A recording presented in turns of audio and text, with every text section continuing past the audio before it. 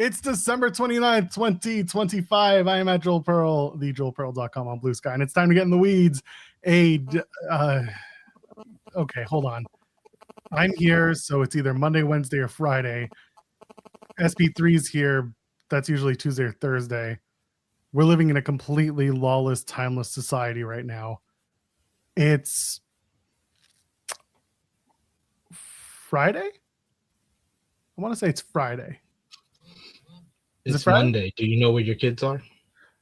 Yes, shockingly with my wife. So I think we're okay. Allegedly, it's Monday. Are you sure you're on another continent? Are you sure it's Monday there? You sure? It's Monday afternoon here, but it might be Monday morning there. It's Monday morning there. It's still Monday. Still, are we sure? Our Australian friends, it might be Tuesday. I don't know. I don't know what it is. It's whatever Joel Pearl wants it to be, because Joel Pearl is right. He's the most right person. He's never been wrong on this show throughout 2025, and he will get universal and undisputed praise from me throughout the next hour, 2 hours, however long y'all want me to be here. It is Tuesday in Sydney, Australia. So there you go. It could be Tuesday. It could. I don't know anymore. Allegedly, it's Monday. My birth name is Sydney, so it's Tuesday. If Joel says it's Tuesday, it's Tuesday. So it's Friday? Or Friday. All right. Listen, like I said, this is the week where it's like sitting in an airport bar at 7 a.m. and having a drink, and no one's going to judge you because guess what? Nobody knows what time or space is in an airport. That's what this week is. Eventually, it's New Year's Eve, and then it's New Year's. When that is, but it's going to happen, and our clocks will go to 1-1, and then it'll be a 26 at the end, because I guess the year will change too. But I'm here. SP3 is here. So I guess that means it's a day that we do in the weeds. That's easy enough for me. How you doing, pal? I am doing well. I am here, and as the fill-in for Jeremy, I can never fill in his shoes. His shoes are way too big. These two are the greatest morning co-host in all of wrestling podcasts, and I'm just a guy that they had to do an affirmative action hire for. First of all, you should know that when we were doing the hiring for this, your name was the first one that came to both of us, so screw you. Second of all, that law doesn't exist in the United States anymore, so it doesn't matter anyway, because you're in Canada. You're in Canada as well. We do have I want to call it laws. Makes it sound so like forced, but you know what I mean. It is. We do reach out to all people from all places in all walks of life in Canada to hopefully get them a job. Our homeless population needs a lot of work, at least in Toronto, but that's another question for another time. But regardless, no, we're here because you're also here. And SP3, you are the third, and you're still part of this game. Don't let anyone tell you otherwise. You're also great. Some may say the greatest. Some may say... No, that's all you, sir. All right, well, that's good. We're done. That's it. Blown praise, and now we're done for the rest of the day. Everyone was all like, oh, super duper tense the other day, and we hate each other. And I was like, I just hate when people yell and scream in my ears. That's all. That's all. SP3 and I are fine. We're fine. We're fine? Yeah, of course. Joel's the greatest. It's only wrestling. The white bearded man demographic is too damn high. That is true. There are enough of us in wrestling talk. And that's why I implore anyone who listens to us, keep listening to us, first of all, because we're good. But also, please listen to other voices in the space. People who look different than the ones you always see. Please. Anyone of a different background, of a different color, of a different beard or non-beard, some people with long hair, some people who identify as a woman, some people who identify as trans, someone who identifies in the LGBTQ community. Listen to those voices, because god dang, they're going to give you a different perspective than the one that you think you need to hear from the one person who says, well, the story is actually going to be this and it's going to spoil it for you. You can get other people getting into wrestling from different perspectives, and that shit rules too. So please keep listening to us by all means, because we're right. But also, come on, get out there, listen to True Heel Heat. Come on, that's a group of people who listen to Maggie. Maggie's the greatest. Listen to Kate. She's the greatest. We need more female voices. You got to support the female voices. Cresta, everyone. Denise Salcedo, Queen of the Ring. list goes on and on. There's so many great voices in wrestling content and wrestling media, as well as just on social media in general. Like I've gotten to interact and be good friends with Dark Sheik.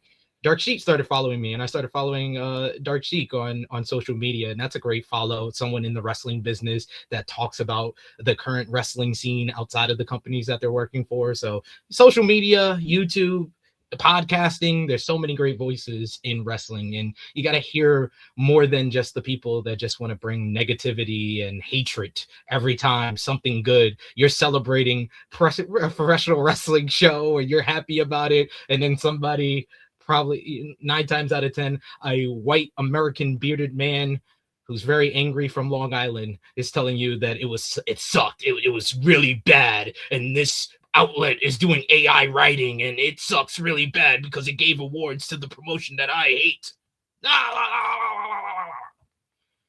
It was very upsetting. At least when I yell at Joel, it's funny. That is true. Some people are sensitive. You know what? Not everyone understands how we talk. And you know what? I get it. I also sometimes don't want to be talked at a certain way. So I don't like that. But we talk. But mind you, when I do yell, I never curse at you. I never really insult you. I just yell. That's just me. That's actually me speaking at normal volume if you go to a family reunion. Fucking New Yorkers, I swear to God. Every time you start, I have to remind myself he's from New York. He's from New York. He's not like you. He's not. He reacts differently to things than you do. He will say things he will say things that are hurtful, but he will not cuss you out. I don't say anything hurtful. I insult your opinion on things. I don't insult you. That's the difference. That's the difference. My opinions are my entire reason for being in this space. I got nothing else. I don't have the face.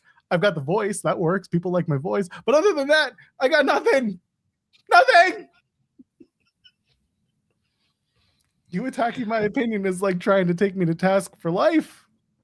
Well, but one thing that we all have in common, me, Joel, and Jeremy on this show, is that 9 times out of 10, we don't take anything this seriously. Even wrestling, we don't take it that seriously. We care about it. We want it to be good, and we'll say something if it's bad, but we don't take it that seriously. See, this is hurtful. Because Matthew Hooks does voiceovers, and now he's like, we don't like Jules. I don't like you, okay? Matthew Hooks does voiceovers. Shout out to Matthew Hooks, man. I even told my missus, he gave me a nice little compliment on our AEW World's End review over on True Hill Heat. So shout out to you, Matthew Hooks. You're one of the good people that made my weekend. I appreciate you, man. Well, if you're here for an AEW World's End review, you'll get it. It just won't be, a 5-hour move by move fest, because that already exists. Those are out there. We'll do what we do because that's what we do. A shout out to the chat, by the way. If you haven't already, leave a thumbs up on the video. We're a few minutes in. We've introduced ourselves. You know who we are. You know who you are. So go ahead, thumbs up. And while you're at it, you can subscribe to the channel. If you haven't already, tell your friends to do it. If you have already subscribed and you've told your friends, make a burner account. Make a burner account and like this channel. And then every time there's a video that goes live, just click that thumbs up, whether it's a live video, a video that's a clip from something else, whatever you got. My interviews from C4 from August, I put the rest of those up over on Christmas Day because I wanted y'all to at least have something to watch to get away from your damn families. I understand. Those 20 minutes, I hope they saved you. I hope you enjoy them. The one with Dr. Bob from commentary on C4, did not expect that to be the most watched, because Junior Benito, who's been there, Junior Benito was on that, was doing an interview with me. Myung J. Lee, who's been on AEW programming and talked about his AEW experience. He did an interview with me. My God, we had a lot. Okay, Hattie, who is at every single mystery wrestling show and he's a fantastic brain in a young space for wrestling. Hattie did an interview with me, and we chatted a little bit. They're short. They're 5 minutes each. You can get in. Go watch them after the show. But also leave that thumbs up. And you can donate a super chat any amount, get your question or your statement read on the air. Anthony Cruz asking who will be the 2026 male wrestler of the year. I can't even give you an answer because injuries are a thing that happen in wrestling. But if he comes back and the redemption arc and the arc is as big as the win, Will Ospreay could have one hell of a 26. I'm going to go with the proto-star, Kyle Fletcher, because you must say his full name. I gotta put that stank on it too, huh? Mm-hmm. Wow, good for you. Love it. Yeah, those two guys for sure. I'm curious in WWE who's going to properly break out. Obafemi, if they really give him that shot, could break out. Trick Williams showing up on SmackDown and kind of giving his. You know what? What's the word? He filled up the room in a way that he was almost undeniable. So like you watch that segment with him and Cody and Nick Aldis, and it was like, oh, okay, yeah, they care about this dude. Again, you could feel how you feel about the TNA run that he had. I thought. Well, I didn't love the way they presented him as champion. I thought he got a lot more confidence and a lot more time to build a character out of that singles run and out of that championship run. And it's going to present him plenty of opportunities on Raw or SmackDown, probably SmackDown, to really build up. So it could be a great year for him. I kind of, the only thing I disagree with, I kind of really enjoyed his TNA run. I really felt like 2024, he established that he can be a very popular babyface. He can be the top babyface of the NXT brand. And 2025, through his TNA title run, I thought he really proved he can do both. He can be a great heel. I thought that he was one of the best talkers, especially like his work on TNA, his work on NXT, even the commercial breaks on Monday Night Raw to promote NXT. He was cutting good promos. So I really felt like he got a lot out of that TNA run. Like, if anything, if you could say, oh, how did TNA benefit WWE? It gave Trick Williams an outlet and another brand for him to be the face of, and he proved that he can hold it down on NXT and TNA at the same time. That's fair. I think my problems with Trick were mostly that the crowd still wanted to cheer him most of the time, and he could find a way to turn them, but it took a little bit more work than it should have. I think that's a positioning issue. I think that's a writing issue. That's not a character issue. Although a good character knows how to think on their feet. But again, I give it to Trick. He's, quote, still developmental. So he's still figuring it out. It's not on him to have all the tools, but it is on him to learn from these opportunities and from these experiences and grow from them. And I think he did a good job. It got him, I think the word is comfortable. And he did a good job getting himself comfortable for what could be a main roster, main run. Not necessarily on top, but certainly build a big year for himself.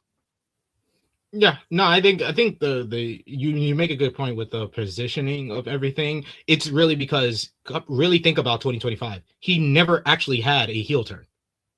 His heel turn was the segment after Stand and Deliver with Joe Hendry and Obafemi, where he was leaning more heel, and then him showing up and attacking Joe Hendry on TNA. That was the heel turn. Yep. It wasn't like a single moment that was like, oh man, Trick Williams just turned heel. It was kind of like a thing that, oh, he's heel now. And like, I don't hate that they went that way. I do think that sometimes you can gradually turn a person. Again, we'll talk about Moxley and how the last few weeks have turned him again to at least to a certain member of the crowd. But you can do it in a way where it is organic. And I think the way the Trick did it, yeah, it was very much going after Joe Hendry, but I think everyone would have gone after Joe Hendry. The point of it being, he at least made it gradual in a way that was more organic, but it never fully got over to the point where the fans wanted to boo him unless he went in on like local sports team heat, which personally I'm not a fan of. I think if you go there, it's a little too easy, but again, to each their own. And he's, again, found that comfort and found a way to get over in a way that's different. And it's not just wearing black and talking to, he could be the guy who flaunts the wealth, or at least flaunts the fact that he's so good looking, but so good in the ring. He can be cocky and he can get away with it. He's a tall dude. He's a good looking dude. He's got that, and he can wrestle. He's got a gas tank. So there's opportunity there for him. Yeah, I think he's going to have a good run on the main roster. And I like the fact that he went to SmackDown, because SmackDown needs like rising stars right now, even though, you got guys like Carmelo Hayes and Ilya Dragunov. Sami Zayn still hasn't won a world championship. So they got guys that they can push that's on the rise. Jacob Fatu going to be coming back soon. But Trick Williams, they needed somebody on like the heel side that can be that rising star. And I think they got it with Trick. I'll believe that the Mellow push is real when we get past, let's say, the Royal Rumble. Fair. That is fair. We've been honey dicked enough with Mellow since he's got called up. For those who don't know, and we'll get into World's End and all that very soon, but we may as well just get through the major point of SmackDown, which was Carmelo Hayes winning the U.S. title. I don't think there was, I mean, yeah, in three stages of hell, we'll talk about that too. Melo wins the U.S. title, has a really, really great match with Ilya Dragunov. It's all put together when Melo's backstage and Ilya's like, hey, you never got your shot. I don't like the way it ended last time. Let's do it right. We're going to do it tonight. They do the match. Really great stuff. Melo ends up winning, catching Ilya with that first 48 out of the air, which is great. And he's won. Now, for those who keep track of Ilya Dragunov's whereabouts throughout the year, you can go to Cage Match, and there's 1 month of every year where he just poof disappears. That month is January. We're about to get into January, folks. I don't think we'll be seeing Ilya Dragunov for about 30 days. Maybe he'll pop up at the Rumble in Saudi Arabia. But good for Melo.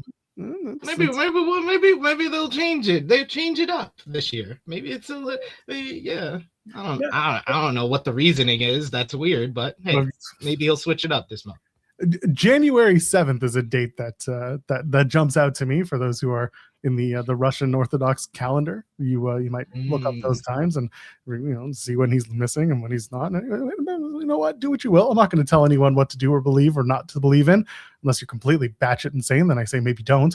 Regardless, I probably won't see him for about a month. And if he wins the title right back in a month, I'm gonna be like, oh, he was a placeholder champ. This isn't like, oh, Papa H finally sees it. No. Like SP3 gets on his neck, I will also continue to be on Paul Levesque's neck on this case until we get to February. Then we'll talk. If he loses that title first week of February, people will be noticing. People will be noticing that. I built a nice little house on Triple H's neck. I plan on living there in 2026. But it was a great wrestling match. Those two can go, and I really enjoyed Melo and Dragunov. Excellent matchup on SmackDown. Probably the best matchup that we've seen on SmackDown probably since the last Ilya banger that he had on there with Ciampa, that bloody matchup. But yeah, I thought it felt like an NXT takeover matchup. It really felt like a throwback to their rivalry from 2 years ago, which I thought was some of the best NXT championship matchups since the whole 2.0 rebrand that they had with Melo and Dragunov, just mixing the hard hitting intensity of Dragunov with like Hayes, whose ability to kind of be this hybrid where he's got the technical ability, but he's also got some high flying aspects to his game, and they just mixed it in very well. The reversal of the superplex into the cutter off the top rope was beautiful. That was great, and I felt like that really took things into like the third gear, fourth gear towards the end of the matchup. And like you said, the first 48 in midair, and then just the reaction when he hits the nothing but net and he goes for the cover and everybody's on their feet clapping. This is what you want. Like, it feels like it's been an organic kind of push for Carmelo Hayes between his performance against Gunther in the Last Time Is Now tournament, getting that win over Bronson Reed to even get to that point, and being the babyface that got the help from Cody Rhodes, kind of getting the rub from him, and then him working with Dragunov over the last couple of weeks has really gotten the crowd behind him to view him as this kind of very confident yet underdog babyface. I think that that's a really cool mix, but they got to keep the aspects of his character that has gotten over with the fans. Is the fact that he's gotten over as a babyface, but really hasn't changed his character that much. He's still him. He's still very cocky. He has the swagger that we know of Carmelo Hayes since his days in NXT, since I known from his days on the independent scene as Christian Casanova. When I was first doing True Hill Heat, and I was working with like independent companies like Battle Club Pro, our guy on True Hill Heat, True Draw Josh, he actually recruited Carmelo Hayes to be a part of Battle Club Pro for a couple of shows, and I got to meet him in person, and he started following us at True Hill Heat. So to see his journey from starting off in the independent scene over on the East Coast, over in New York City, to where he is now, it's been great to kind of see how much he's grown as a performer, as a man, and to see where he's at right now. It was very happy. That was probably my favorite moment up until, you know, the pay-per-view of the week that Friday, watching Carmelo win the United States Championship, because it felt like an accolade that he truly earned over the last couple of years. Yeah, absolutely. And this is the story of Carmelo has been number one draft pick who didn't live up to the hype of being the number one draft pick. He had an unsteady year, couldn't find himself, got stuck with the Miz. The guy, it basically was like, so in hockey, you take the new guy, you pair him with your star, or at least the most competent person to grow with. They put him with Miz, which makes sense if you're thinking about it like this. Miz has been around for 15 years. He's not an injury-prone wrestler. He's always on TV. Love him or hate him, he's still featured prominently, and he's well-respected, well-trusted backstage. Putting him with Miz meant that they still saw something on him behind the scenes and in front of the camera. They did that. They moved past Miz. Now they're finally letting him go free and do his thing. And that got the audience again organically over with him. When they were frustrated for creative with him. And when they got him past that, they started getting invested in him as a character. And now they can move forward with it. My concern is that they pair him up with Trick right away and start doing, whether that's at odds or together. I don't want him and Trick immediately put back together. I think it's a waste of everybody's time at this point. It could be 2 years down the road if you want to do it, wait for it. But for now, at least what they've done with Melo is they've told a good story of like draft pick bust, came around, found star power material, and now he's going to build on it because he's a great wrestler, he's a great storyteller, and he has a character that people can believe in. Yeah. It's a great story that they've told over the last couple of weeks with him chasing after the US championship and finally getting it. So very happy for Melo, and hopefully we continue with the US Open Challenge, because that's been the highlight, the consistent highlight of Friday Night SmackDown. And you're going to need some US Open challenges and those banger matches now that SmackDown's moving to 3 hours starting this Friday. Boy, is it ever. SmackDown still ends at 10 o'clock in this house, and then the last hour just magically appears the next morning for me. So, hey, what do you do? Finally, the main event, the through thread of the evening, Drew McIntyre comes back. They're going to do 3 stages of hell, but they're not doing it this Friday in Buffalo with the first 3-hour SmackDown. No, pal. No. Berlin, Germany is going to get it because, I mean, let's face it, those fans get real excited. They're hot. So you got to give them the big ones. And also, you don't want to overshadow the Netflix the Netflix anniversary with the 3 stages of hell on SmackDown. So I don't hate it. I feel bad for people who are in Buffalo are just like, hey, what the fuck are we going to get? The answer is not much. You're going to get what you get, and that's it. It's the first 3-hour SmackDown. You're a test audience. Buffalo is a test audience. They announced a huge matchup. It's War Games without War Games and the cage. It's Kabuki Warriors, Nia Lash Legend versus Charlotte Flair, Alexa Bliss, Rhea Ripley, and Io Sky. If those names sound familiar, those are the same people that were in the Women's War Games without Becky Lynch and AJ Lee and a steel cage and another ring. So basically the whole reason that whole match existed is not in play. All right, yeah. just making sure Buffalo knows how second they are to literally everything in this case. Have fun at SmackDown. It's 3 hours this week, plus maybe something they tape before. I don't know if they'll do that anymore. I feel like main event now gets moved back to being taped before Raw. Nope, they do. They still do it. I went to SmackDown in March here in London, and when they it was still 3 do hours. Yeah, they did. They do dark matches. Yes. Oh, I'm sorry. I'm not sorry, but yeah, enjoy that, I guess. But anyway, yeah, listen, if you like long shows, you can do. You watched an AEW pay-per-view. You can make it through SmackDown live in Buffalo. Just don't ask about how much downtime there is between the matches. Don't ask. Don't Dude. Those commercials and freaking video package, looking at the screen, then they draw out longer matches. I saw a freaking 12-minute Jimmy Uso versus Miz match when I went to SmackDown in March. Yeah, you get what you get. Someone's asking, where's Jeremy? Is everything okay? Everything's fine. Jeremy's visiting his family, so he's going to join us in a little bit. He's just he's enjoying some downtime. So SP3 is here to hang out with us this morning. So 3 stages of hell. They're doing it in Berlin. Drew McIntyre comes back. He's all in white. He apologizes to the referee, and then basically says, I lied, you're a piece of shit, and threatens Cody again by using his dad, because that's what everyone does. If you want to upset Cody Rhodes, you just talk about Dusty, and boom, he'll lose. He'll get that microphone and go, enough! 3 stages of hell. Push down poor Nick Aldis. Nick Aldis is trying to do his job, separate the two competitors, not get Cody suspended and stripped of his title. He's trying to protect his friend Cody, which I don't know if he's supposed to be doing that. If he's SmackDown GM, he's supposed to be impartial. But nonetheless, he just got pushed down on the ground because irrational Cody. Oh my God. Cody has been like, for the last 2-3 years since he came back to WWE, he has been the ultimate white meat babyface. But Jesus Christ, the last 6 months, he's been the worst babyface ever. He just comes off like an entitled prick every week. He rules. They're out here teasing it like it's going to be all in 2018, and we're going to get Cody and Aldis, and that's the big match, and everyone's like, no, we didn't get to do Adam Pearce versus Roman Reigns. We didn't get to do Nick Aldis versus Randy Orton last year. We ain't using these guys. I'm sorry, it's just not happening.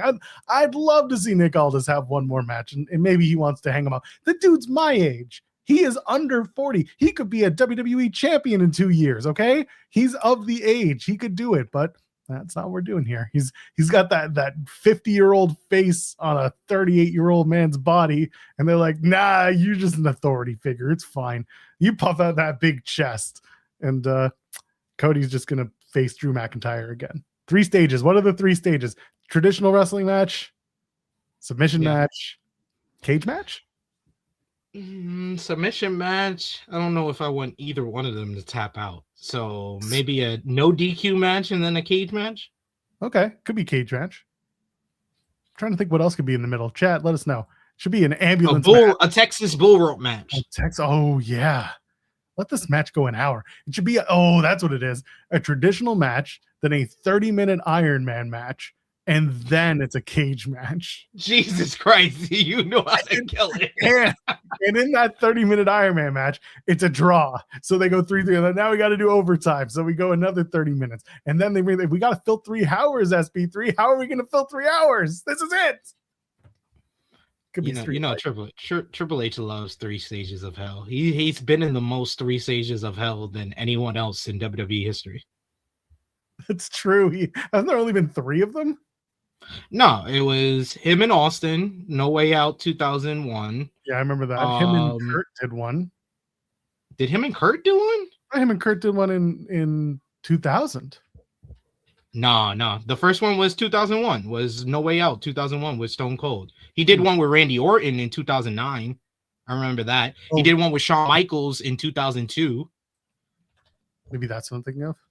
Yeah, that's probably what you're thinking of. The last one was Adam Cole and Johnny Gargano at TakeOver Toronto 2019. Yeah, so Triple H and Ryback and John Cena did one. Right. So okay, so just to give you an idea, Hunter and Stone Cold was regular match, street fight, steel cage. Triple H Shawn Michaels was street fight, steel cage, ladder match. That is retarded. I'm sorry. I don't mean to use the R word. But... Wow. I didn't mean to use the R word, but that was dumb. What are you doing a cage match? Don't worry, it gets better. Randy Orton, Triple H, standard match, falls count anywhere in a stretcher match. Okay. John Cena and Ryback, lumberjack match, tables match, ambulance match. And then Johnny Gargano, Adam Cole was a regular match, a street fight, and a steel cage. So I assume standard match, street fight, steel cage. Probably. You're probably right. I could see them do a false count anywhere, just a brawl into the crowd, but it's still a street fight. False count anywhere and a street fight is the same thing.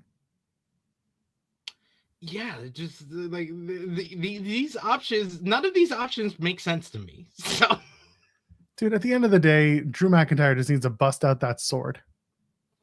Just take the sword, use it on your opponent. Sword on a pole match. Sword on a pole. The winner gets to use the sword. It's not that hard. It's not that hard. You could do it. Chat's eating you up. He I deserved know. it. I know. I heard it from the other New York. Not he's not from New York, guys. Let's stop that. Where's he from? He's from Long Island. We don't count that as New York. Okay, that's true. Us New Yorkers don't count that as New York. And I did apologize. I did immediately apologize and regret saying the word, but I apologize again. I apologize for using that word. I meant to say that doesn't make a lot of sense. See, I'm trying to get better at being nicer in at the end of 2025 into 2026. Well, we appreciate your transparency and the apology. It is accepted, at least on my from me. It is accepted. C. Delgado saying 3 stages of hell: speed match, bra panties match, dog kennel from hell match. I like speed match being one of the 3 because they can both lose and they'll just go into overtime because it's a speed match. Yeah, there you go. Yep. And they can have a 10-minute speed match like the WWE Speed Women's Championship matchup from a couple of weeks ago. It's perfect. Dog kennel from hell. Dude, who has a dog? Oh, Pharaoh. Well, Pharaoh's retired now. And then the other one, Pinkalicious. What's her name? Brandy's dog. Oh, no. Oh, I don't. I just thought the Rose family had Pharaoh. To be honest, no, they got a small one. Brandy Rhodes does have another. Like Brandy has a dog.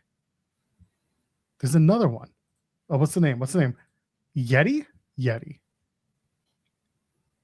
Yeti Pinkerton Rhodes. I was right. Okay, Pinkerton. Okay. Yeah, okay, good. We're making sure. Yes, Yeti Pinkerton. Pinkerton after the Weezer album, clearly, right? It's got to be that. Makes sense. Yeah. That makes sense. So there you go. And I think Drew has cats. So maybe a cat kennel from hell? Should be a cat kennel. A cat kennel from hell.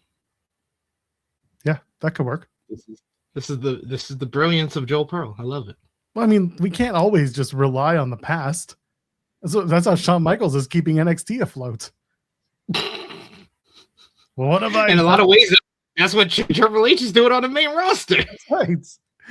What have I done lately? What can I do again? Okay, let's do this. Triple H is just booking Drew McIntyre as Triple H if he lost all his matches in the Attitude Era.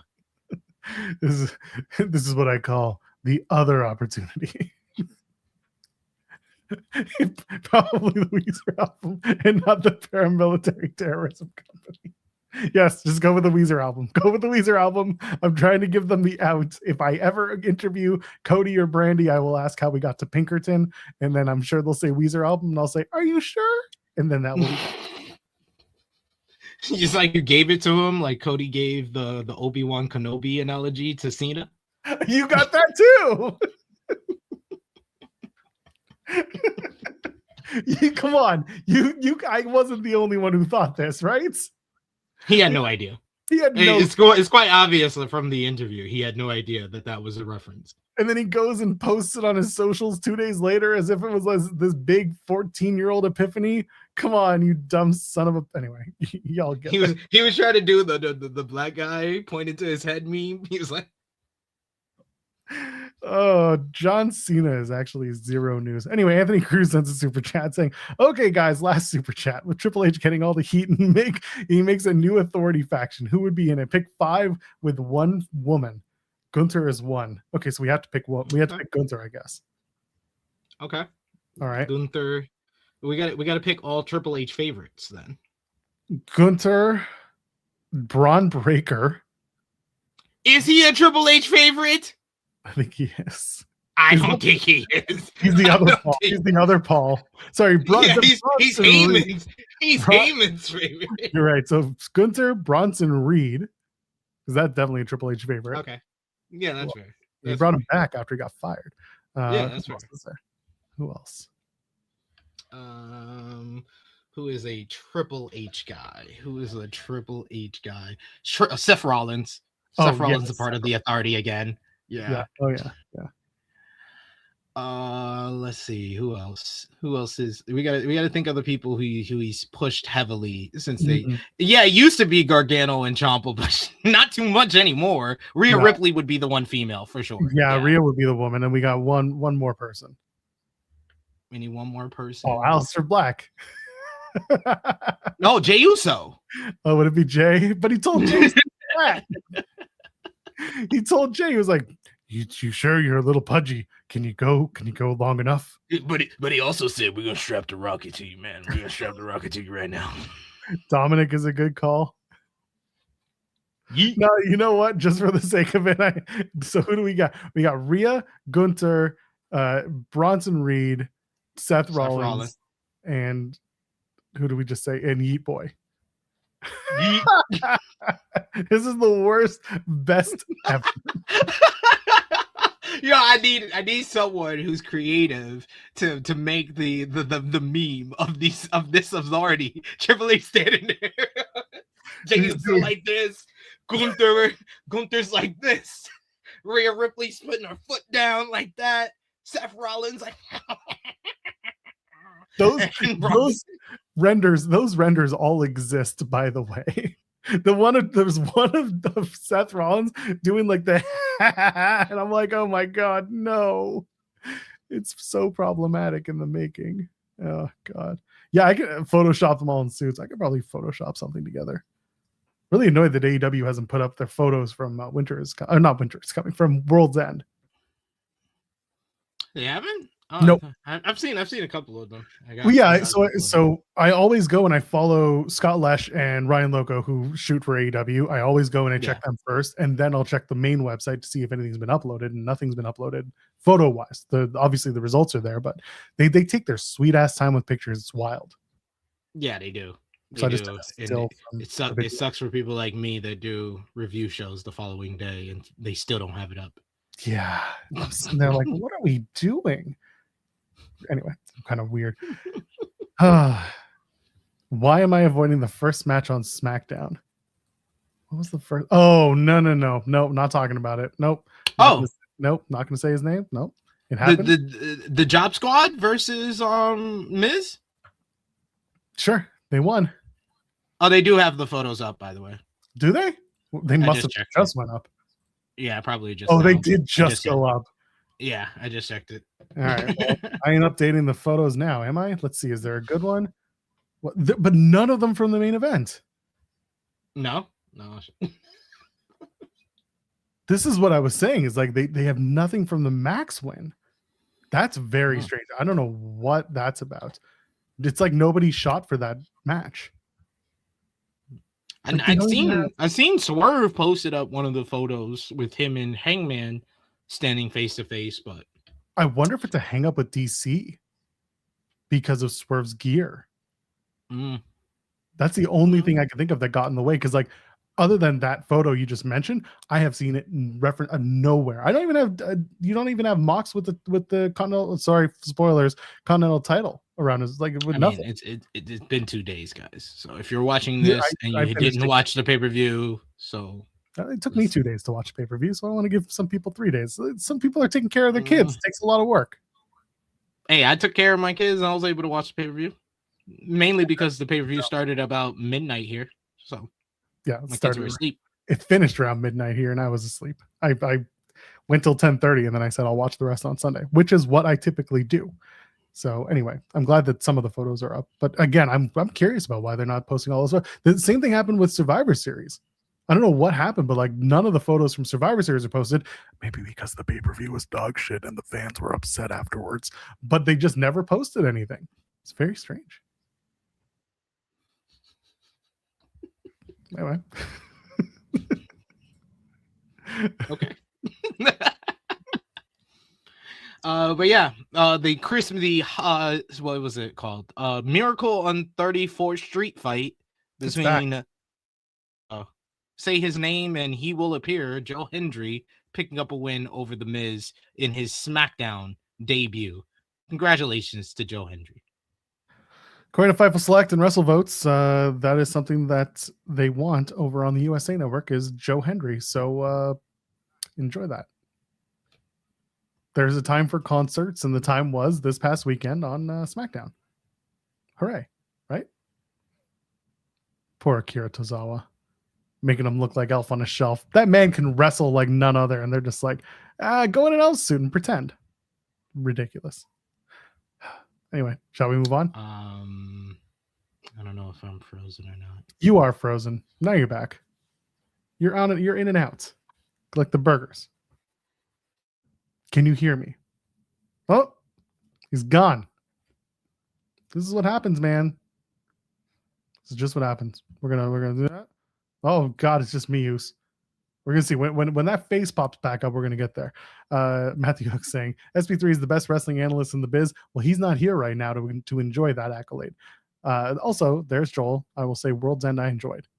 Some results I would have had different, but interesting. And that is exactly what World's End was. I watched it over 2 days, as I typically do, and I thought that it was a very good show. Not just okay, not just fine. I thought it was a really solid show. And SP3 is back, and now we can actually talk about it. Maybe. Welcome back.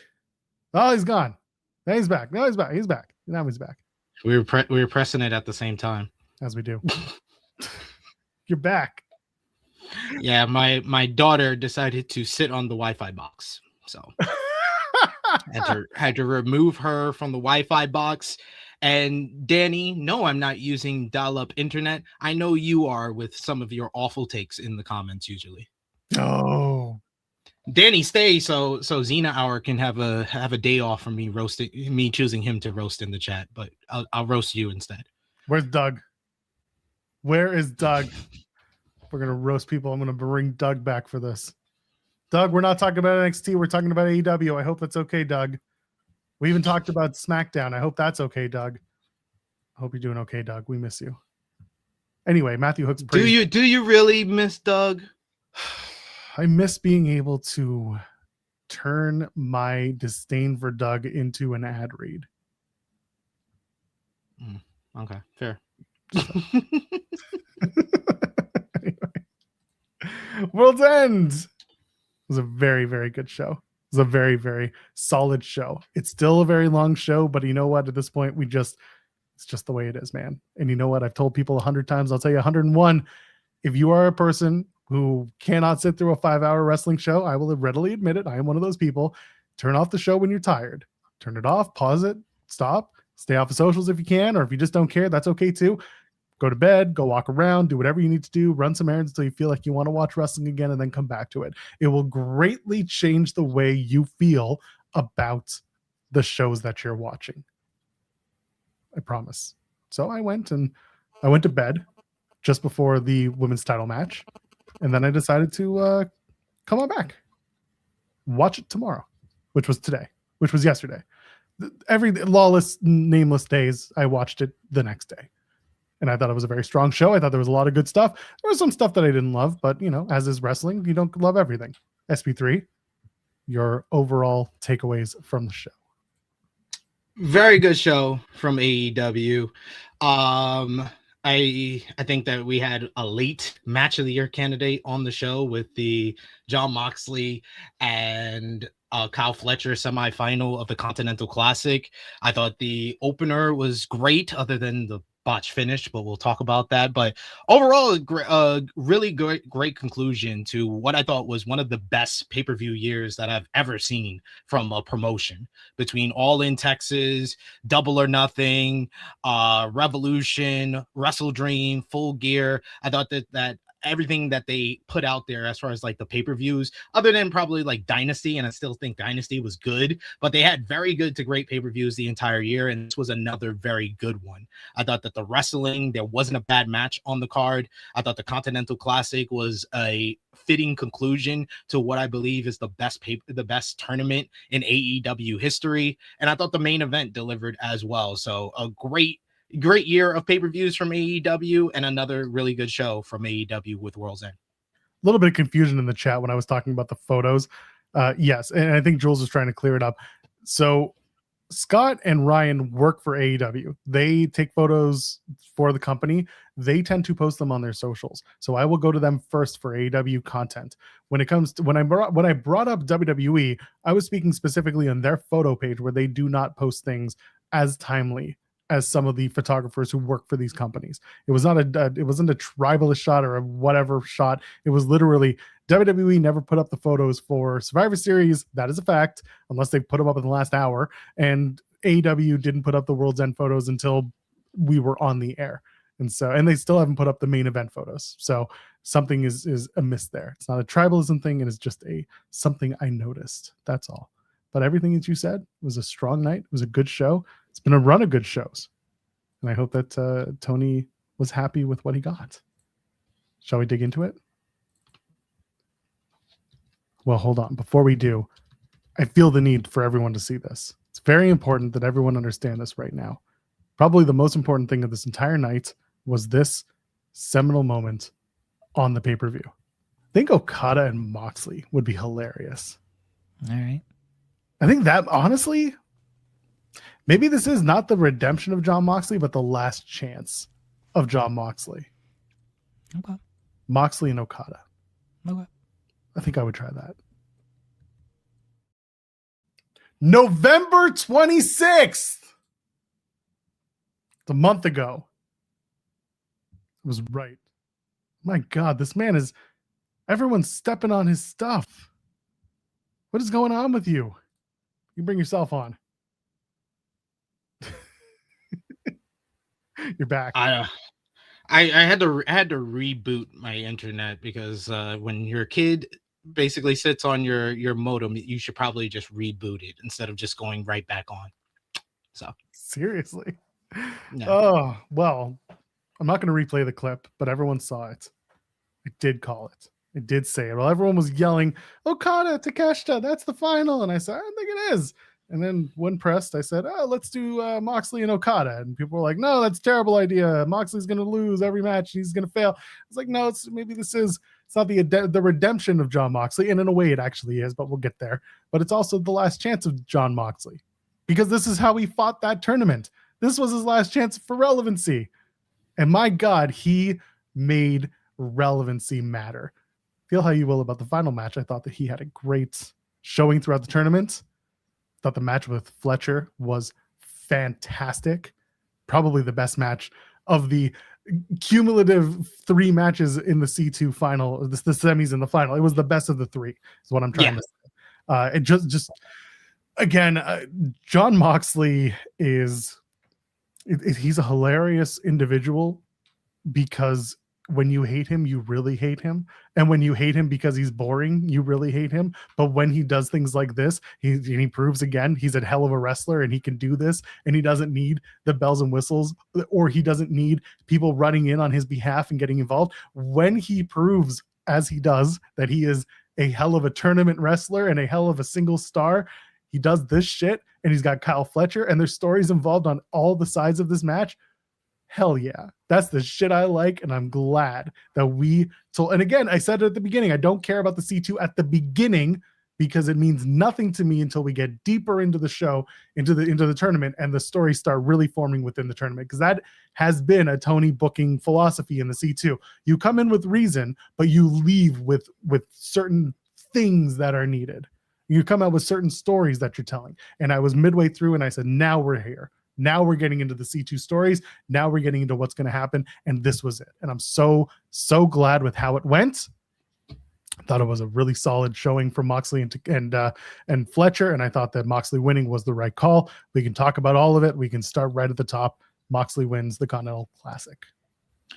The Moxley and Fletcher matchup was one of the best matches of the year, and it's sad that a lot of awards will already be giving out their match of the year because I think that it would be in serious contention, because from a performance standpoint, from a booking standpoint, this might have been one of the best put together pieces of business that AEW has done this year, because a lot of the hype going into World's End was all focused on the well-anticipated Okada and Takeshita matchup, which I thought did deliver. It was a great matchup. You could tell that both guys were holding back at the same time. So for the match to be as good as it was, despite both men holding back for future matches between the two of them, as well as for both men having the 2 main matches in the Tokyo Dome this coming Sunday, I thought that it was as great as it could possibly be. The finish, notwithstanding, I thought that the finish was very much botched, with the referee having to be like, "Oh my God, what is this over here?" So hated that. So what is this over here? It was just like, dude, like y'all couldn't figure out a better way to do that. But it was funny that all the attention was on that semifinal, and then you were just blown away by the fact that the other semifinal was the match of the night and really the peak of the show. The show peaked after match 2 because that match was better than anything else on the entire show. From the setup and delivery department, this is as good as any promotion has done this year, with the whole setup, with the finish of the previous matchup with Okada and Takeshita, with Okada finding the screwdriver planted in the turnbuckle, and then how that played out into this matchup and how they set it up. Because if you were paying attention, they set up everything superbly. They have Renee Paquette doing the interview as Kyle Fletcher's making his way down to the ring. And she specifically says Kyle Fletcher has been training for this matchup nonstop, even up until his entrance here, to the point that he did not even watch the previous semifinal matchup, even though it had 2 of the Don Callis family members in the matchup. He did not watch the match at all. That is something so minute that she said, but it played into the story of the matchup so well that he did not know what happened in the previous matchup. So he did not know that the screwdriver that he probably planted in the ring was already used by his stablemate Okada. So Okada, in the end of things, Okada both screwed over Takeshita and Fletcher in the Continental semifinals. That was just perfect booking. And then the story of the matchup, with everything playing out with Moxley's tournament. And I love Brian on commentary during Moxley's entrance saying that this is the same building that the Death Riders turned on me in the first place last year. And he was like, it's crazy that Jon Moxley has been this hated villain the entire year, but he's getting more cheers than boos coming out here. And then that played into the matchup where the crowd was kind of split down the middle a little bit at the start, but more and more as Moxley fought from behind, fought through his knee injury that was set up in the Kyle O'Reilly feud and played into all of his matches in the C2 this year, but especially this one. And then you add a different element of it by accident, where Moxley falls on the steel steps and chips his tooth. So then you have the blood and the Claritin, and you could see his mouth kind of like transforming and bruising up and swelling up as he's fighting through the pain. And then just how great all of these Moxley submits, him saying I quit to Darby, him quitting against Hangman, him tapping out against Joe in the Trios Championship matchup back in April, all the submission losses to Kyle O'Reilly and how they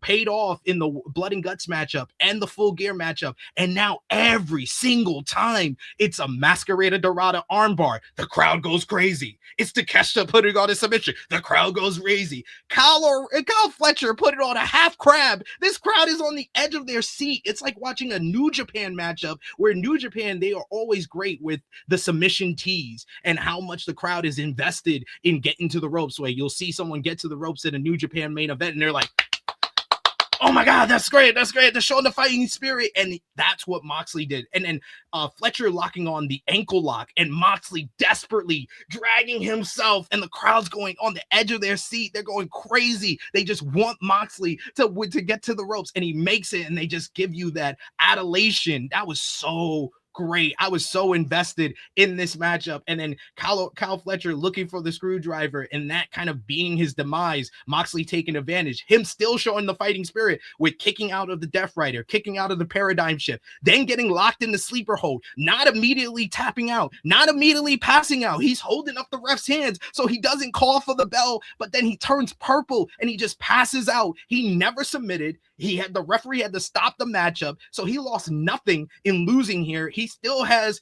a bone to pick with Moxley. This was so well done, from booking to performance to storytelling to the in-ring action. And I didn't even talk about that sleeper suplex off the top, because oh my God, that was scary.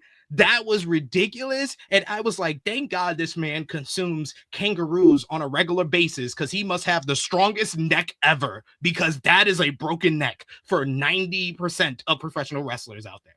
There were a few moments throughout the evening where I was just like, too much. But also, it's not up to me to say what's too much. It wasn't bloody brawl. It was just some moves where I was like, oh, that was a hair of danger. But if everyone's up and everyone's okay, who am I? It's totally up to the performer to see how long they're going to last in the ring, and I can only just watch and just be like, well, it's not for me. Okay, good for you. You survived it. That happened again in the women's title match. We'll get into that with off top rope from Stylander to Hayter, and it looked like she landed on her neck before they got to the finish. But we'll get there in a minute. But no, I don't love trying to save parity on every finalist or every person in at the end of a tournament, but they found a way to make it happen differently. Moxley wins, so his redemption or his renewal, he realizes, hopefully that this is part of the story, he realizes that the garbage matches, the hardcore matches, the bleeding for the sake of bleeding matches don't have to be what makes him. It is those matches where he is in between the ropes, where he is having the continental matches, the matches that are straight up wrestling matches that he started with the Blackpool Combat Club, where it wasn't about beating people up to make them bleed. It was about beating people up mentally and then physically to make them better by joint manipulation and other sorts of wrestling moves. When he comes back to that and realizes, holy shit, I'm really good at this because I keep losing these hardcore matches, that's a moment right there. So that's good with Moxley. He gets the moment afterwards where the Death Riders are kind of staring at him, but they're proud of their leader, but they're confused by the words that he's saying. But if there's a change in tone for the Death Riders, I think it ends in a split. We'll talk about that later. But you got that. You got Okada. Okada loses the match, loses the tournament, loses the Continental Championship. But at the end of the day, 647-day reign. Had a long reign. It ends, and the only thing I think about after this is, man, what's next for AEW International Champion Okada? Right?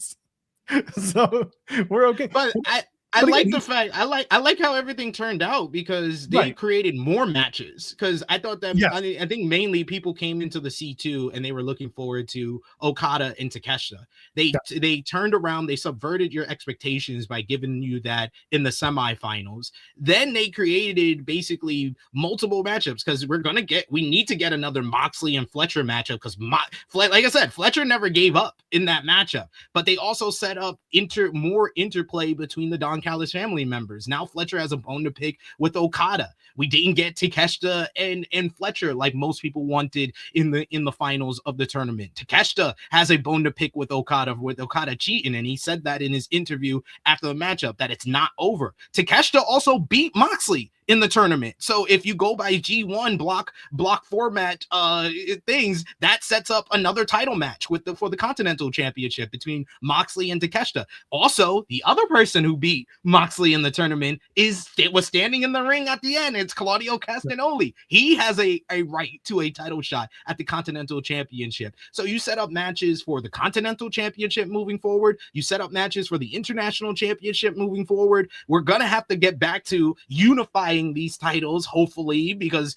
I hope you didn't just create a unified title for 6 months. Hopefully you're taking it away so you can put new nameplates that on Okada and Omega on them, so you could do another unified matchup at All In this year. Whatever it's going to go, I think that they laid it out where we have more to look forward to coming out of the Continental Classic with how everything played off here. So regardless of if you didn't get what you wanted, I seen some people being like, oh, Kyle Fletcher should have won. This is horrible. He lost to a guy that topped out to Kyle O'Reilly.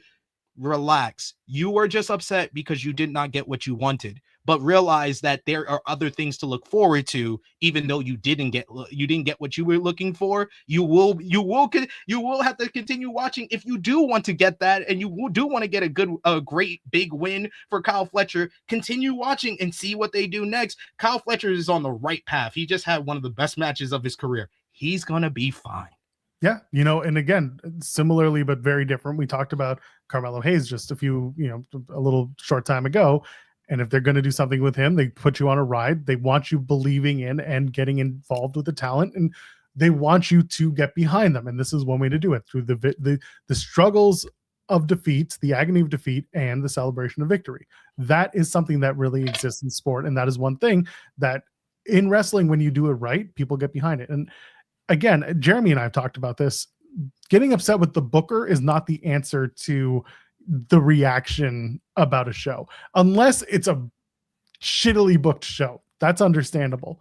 Yeah. But getting upset with the booker just because your favorite didn't win, that's not the answer. Like, it's not that could be your answer, but to me, the answer is, okay, what's next? And that's usually the answer in a wrestling circle, in a creative circle. It's like, okay, what's next? If you're not planning it out, then that's one thing. But if you've at least got an idea that germifies from the story that you just started telling, then you're golden. Kyle Fletcher not winning the tournament doesn't hurt Kyle Fletcher. In fact, it continues to build him because he never tapped out. He barely even passed out. It was more the referee had to stop the damn match because he was turning purple. He did it under his own discretion. So Kyle Fletcher can easily go back and say, I didn't lose. I want my shot. And it makes him look stronger because that's just what it is in this whole masculinity filled AEW or really any wrestling world. It doesn't matter what letters you assign to it. That's what wrestling is. It's this I am tougher than you mentality. And Kyle Fletcher proved he was tougher, but he was not tough enough for his own mental capacity, according to the referee. So the referee stopped the match. He looked good in defeat. Everybody here somehow came out looking stronger, having lost, or at least came out with opportunity, having lost. Moxley is Moxley, so he's fine. So again, I really did enjoy what's coming out of this particular C2. I think next year, going back to the unified title, this is something Jeremy and I kind of joked about. The unified title should never actually be the name of the person on the title. It should be the two opponents and their finishers on either side of the title, just like the current one where it's the Rainmaker on one side and then the One Winged Angel, and then whoever's fighting for those, you take out the plates and you replace them with the finishers from those two, and that's the nameplate. That's what the unified title is. But instead, honestly, get rid of it. Just make the C2, get rid of the Continental title, keep the Continental Classic, make the C2 for a world title shot. Maybe it's your Revolution title shot. I don't know, don't care. That's up to the creative. I'm not on the booking team. You pay me enough, I'll join. The idea here being the C2 has a place, but I don't think another title is the place where it needs to live because you've got so many god dang titles. You can start. You can move them around. I probably you can get rid of one or two. I promise it'll be okay. But yeah, again, coming out of the C2, great timing. And I think everyone who participated filled their spots properly. Even the ones who had to come in at the last minute because of injury. Jack Perry did a great job coming in and telling stories with his ankle. He had a legitimate ankle injury after the first match, and then it played into the rest of the Continental Classic. Speedball Mike Bailey and Kevin Knight came in, and they both had showings as young up-and-coming talent, both as a tag team and as single stars, so there's definitely some potential there. Mascara Dorada comes in as the outsider, the CMLL talent, who has a great showing, doesn't win all the matches, but puts on great matches with the talent that he's tasked with doing that with. Everyone came out winning. Even Roderick Strong comes out as a big loser, but he still had storyline development out of it. There is reason for all of this. And for that, I do appreciate what the C2 can give. And that's why at the beginning, I'm like, don't ask me how I feel. I don't care. I see the names and I'm like, okay, maybe this is the final. Tell me midway through how I feel and I'll tell you how I feel. And I think this year they did a really great job with it. Yeah, everybody got something out of this whole C2 tournament. Like Kevin the Jet Knight got elevated more than he's been since he signed with AEW. Speedball Mike Bailey got to remind people that he was one of the best wrestlers in the world before he signed here and put on one of the best matches of the year against Kyle Fletcher. Kyle Fletcher was the MVP of the tournament, putting on spectacular match after spectacular match, and feels like he is the main rising star of AEW. He was the breakout star of 2025, and he feels like he's going even further going into 2026. Okada got to basically make it to another final of a tournament, which he's done numerous other times, and looked like he was on the cusp of winning the whole tournament. He got the better of Takeshita. He developed even another beef with another member of the Don Callis family in Kyle Fletcher, and then he also has some issues with Moxley after Moxley pulled off the win against him. Claudio Castagnoli got to beat the leader and become the first person part of a stable with Jon Moxley to beat beat him in one-on-one competition in the tournament. Like you said, Masquerade Dorada got 2 more wins than I ever thought he was going to get in this tournament. A lot of people thought he was going to go 0-5 in this tournament, but he picked up 2 wins. Orange Cassidy felt like he was kind of revived in this tournament and got back to the Orange Cassidy of old a little bit towards the end of the tournament. So like even the lesser prominent people in the tournament, not everybody that made it to the semifinals, not everybody can make it to the semifinals, but everybody got something out of this C2 tournament. I thought from the booking standpoint, performances, matches, and stories, this was the best tournament in AEW history.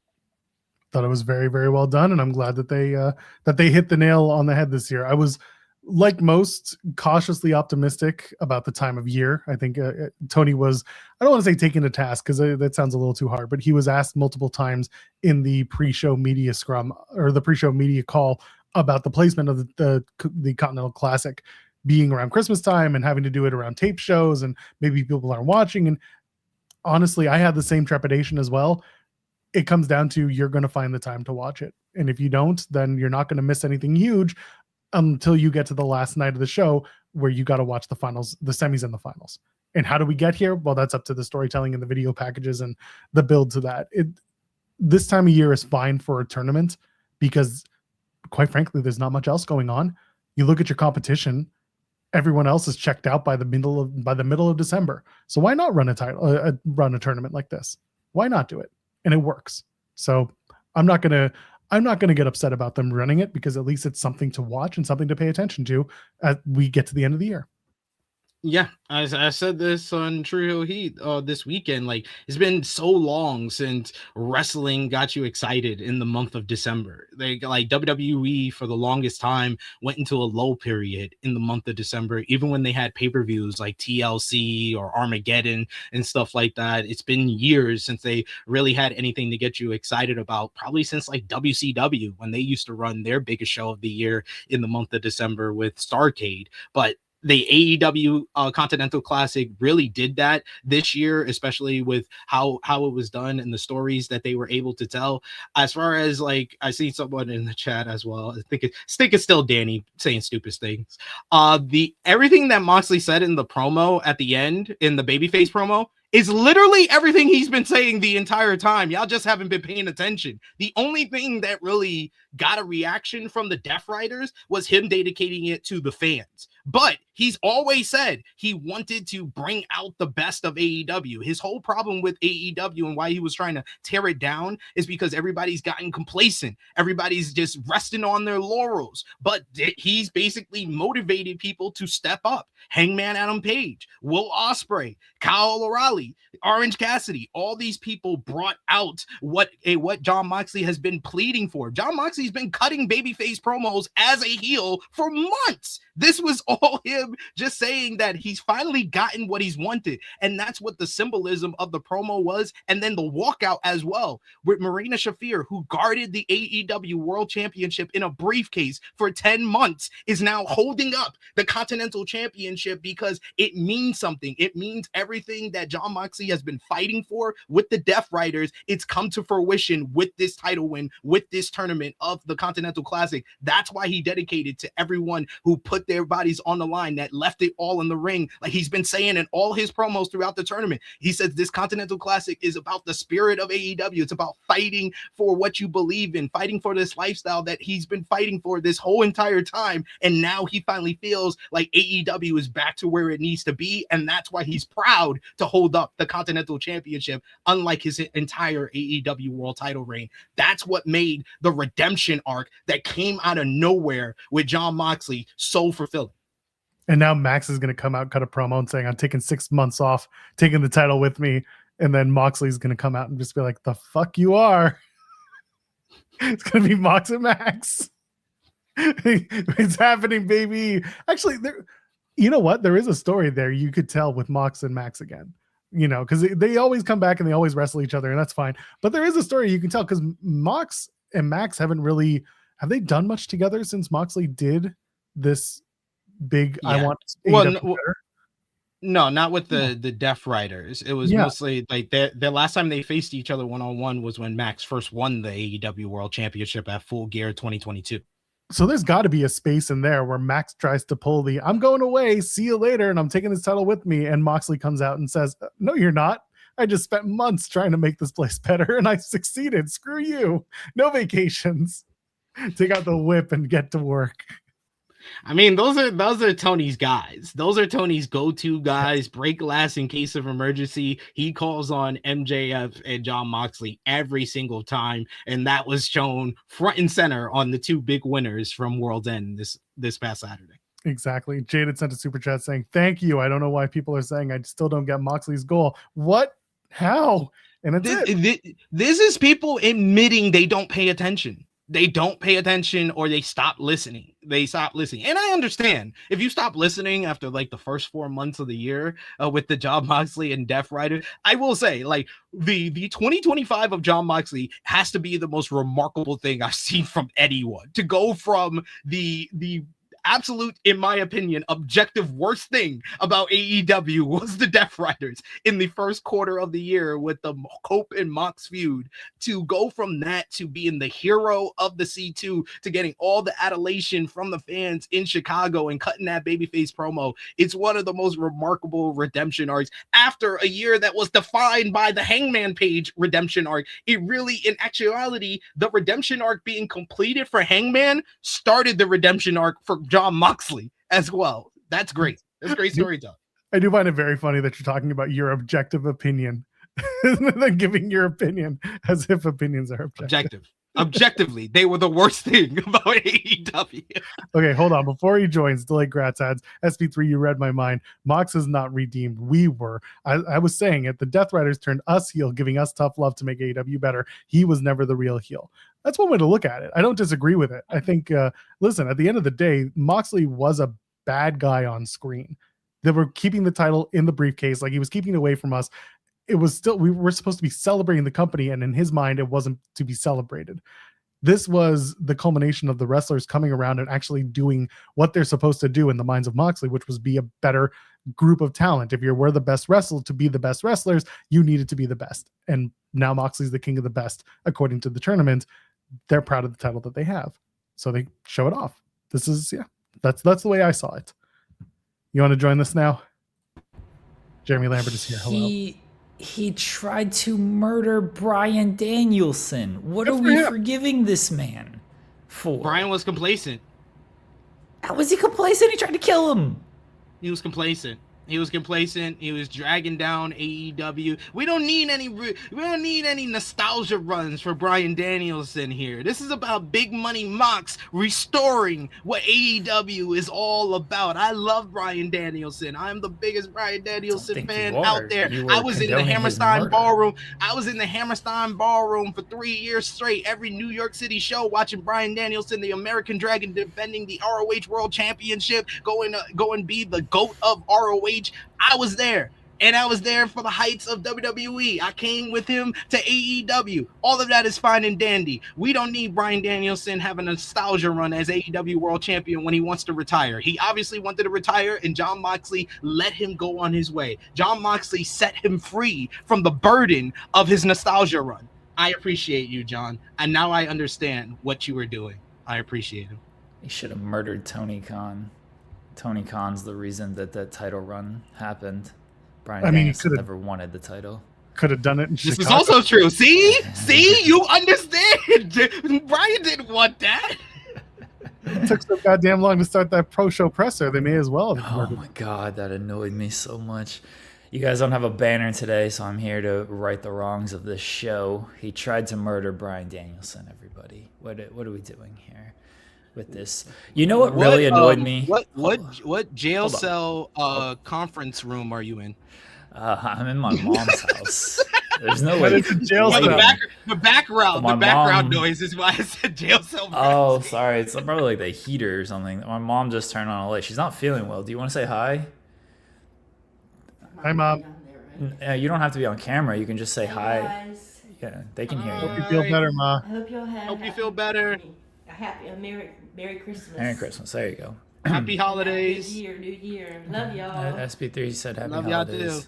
Hi, sweetie. He said love you as well. Joel's silent. Joel doesn't care about I you. said happy. I know you care about me. I do. I just feel bad. I got sick and Jeremy's here, but we had a good day yesterday. Yeah, yes, she is sick. Everyone in the chat is saying hi. All right. Yes. Hope Go get everyone some has rest, a fella. happy new year and a great next year. Yeah. We love you. Get some rest. Go feel better. Okay, Yes, go feel lay better. down. Yeah, go lay down, Mom. Give a I dog vi- a follow. I visit and my mom. No, you don't have to keep those lights on. Those are unnecessary. They don't do anything. Now it's the noise. It's the fridge or whatever is going off as well. And I'm using my computer mic and I don't have my actual mic. I'm not staying long. I got things to do like sleep. And you're going to lunch with stuff. Yeah, and I'm going to lunch with a friend. So Oh, that sounds nice. yeah, I allegedly have friends sometimes. Come here. Cody's fine. All right. Well, yeah, you guys don't have a banner. Is there a poll question? Yeah, what do you think? today? No, I got other things to do. Oh my gosh. Fine, you Show. can log into the thing and you can do the engagement of that. Because then someone's got to finish the poll. I don't think. Are you staying until the end of the show? No, what do you mean? No one has to finish the poll. You just check the results, and then that's the end of the poll. Shit. I don't end the poll or anything. They talked about wrestling for the first hour. What? Mhm. What has happened Yes. to this show? Yes. Wrestling I for the have first so much hour. time on my hands. Yes. Let's go, Joel. We're doing our job. Yeah, What is- man. What is happening of wrestling for the first hour of this? You know show? What even did worse? you want us to talk about? We had a coming to Jesus moment where I was very nice to Joel and praised him for that's all his hard unfortunate, work. too. I let people know that I'm just an affirmative action hire here. Like we got all that in the first 10 minutes, and then we've been able to talk about wrestling for WWE for the first 45 minutes. It was more like 30. 30 minutes. We had to figure out the 3 stages of hell, and we did. We figured out that it'll be what was it? Weekly drinking contest. Okay, that's a good one. Right? And we had to deal with Harlem sitting on my Wi-Fi box and me going in and out for a little bit as It's well. true. It was very funny. Also, I think I saw a little twinkle in Joel's eyes. He was kind of impressed with my knowledge of 3 stages of hell matches. I saw that, Joel. I saw you were a little impressed. You'll never let me know that you were impressed, but you looked it up and you were like, "Oh shit, he actually called all the Triple H 3 stages of hell matches." Yeah, all of them sucked. They haven't done a 3 No, stages of hell. Not the awesome I'm- one. Not the don't. Yeah, the disrespect awesome one was good. Yeah, the awesome one was The good. Yeah, first you're right. one. I hated the finish to the Austin one at the time because I was a big Austin I did too. fan. Me too. And- Me too. I've to admit this. I know Jimmy Macaram has let people know on AE Ramble multiple times. I've hated Triple H my entire wrestling fan. So they haven't done 3 stages of hell since Gargano and Ciampa, right? Is that the last Gargano one? Cole. Gargano Gargano Cole. Cole. Sorry. Yeah, okay. And it was Gargano. it would have been I Ciampa just if he didn't assumed get injured. Yeah. All right. So it's been a while since they've done 3 stages of hell. All right. So what did you guys decide? Wheatley drinking contest has to be That's one now of one them. of them. Yes. Okay. Hold on. We had a whole super chat from this because it was just perfect. All right. There was a bra and panties match, Okay. and there was a Kennel from Hell match. Okay. Here he is, and then the first one was a speed match. All right. Here's and the the real. speed Here's Well, hold on. We actually got the real one. There was also right. we're gonna do it'll be a regular match because of course it's Cody. You got to do a regular match, and then it's gonna be a 30-minute Iron Man match because SmackDown's 3 hours and you got to keep the crowd somehow. So 30 minutes, Yeah. and the 30-minute Iron Man match is gonna go. It's gonna end in a draw. So they're gonna have to go into extra minutes because of course you do. It's an Iron Man match, and then you're gonna have it's gonna be a steel cage match. And of course, the only way to win is to escape the cage. No pinfall, no submission, because it's WWE. So you got to do it the worst way possible. All right. All these answers sucks. Here's the real. Yeah, Here's that's the real 3 stages of hell. that's the expectation of this. It sucks. Here's the real 3 stages of hell. Match 1 is a monologue match. Who can monologue the longest between these 2 guys? They're Drew. both very good at this, so that'll be Drew. a pretty long match. Give it to Drew. He wins. Match 2 is a Wheatley drinking contest, so they're just throwing back Wheatleys until somebody falls down. And match 3 is a decapitation match. You got to cut your opponent's head off with that giant sword, so finally we can Sucks, end man. this damn feud once Yeah, and for all, okay, because I'm great. sick of both of these men. So Drew wins the monologue match. Cody wins the Wheatley drinking match because he's got that experience, and then Drew wins. It's his sword. He should be able to get the sword and just ding. That's fine. I'm tired of these two. They can go away. How many feuds on SmackDown have been going on way too long? Like all that, Aleister Black, every Damian single Priest. one of them. Oh my God! I saw that promo on SmackDown. I'm like, what the hell? Why are y'all doing another match? Did we not have a mixed tag and we had a last man standing match to kick this thing up? What's left? A Hell in a Cell? They're gonna do Hell in a Cell, aren't they? No. They're gonna bring back Hell in a Cell for these two specifically because he's the man from hell and Damian Priest is the rock star from hell. They're gonna do it. The Archer of Infamy with his flames. It's gonna be a Hell in a Cell match. All this sounds terrible. Yeah. All right, we have a poll question for today since you guys are talking about Jon Moxley. The poll question is just going to be Jon Moxley. Right? Wrong? That's the poll question. Really? No Yeah. 4 options? No. Right or wrong? That's it. The ace. Bet on the ace. Oh, Chase Oliver, shout outs to him. He told me that Jon Moxley was a plus 115 underdog on betonline.ag. I just want to point out he cashed out big and he sent us a super chat yesterday. So he likes Chase. That's great. I just want to point out, if you had been listening on November 26th, I think Okada and Moxley would be hilarious. All right.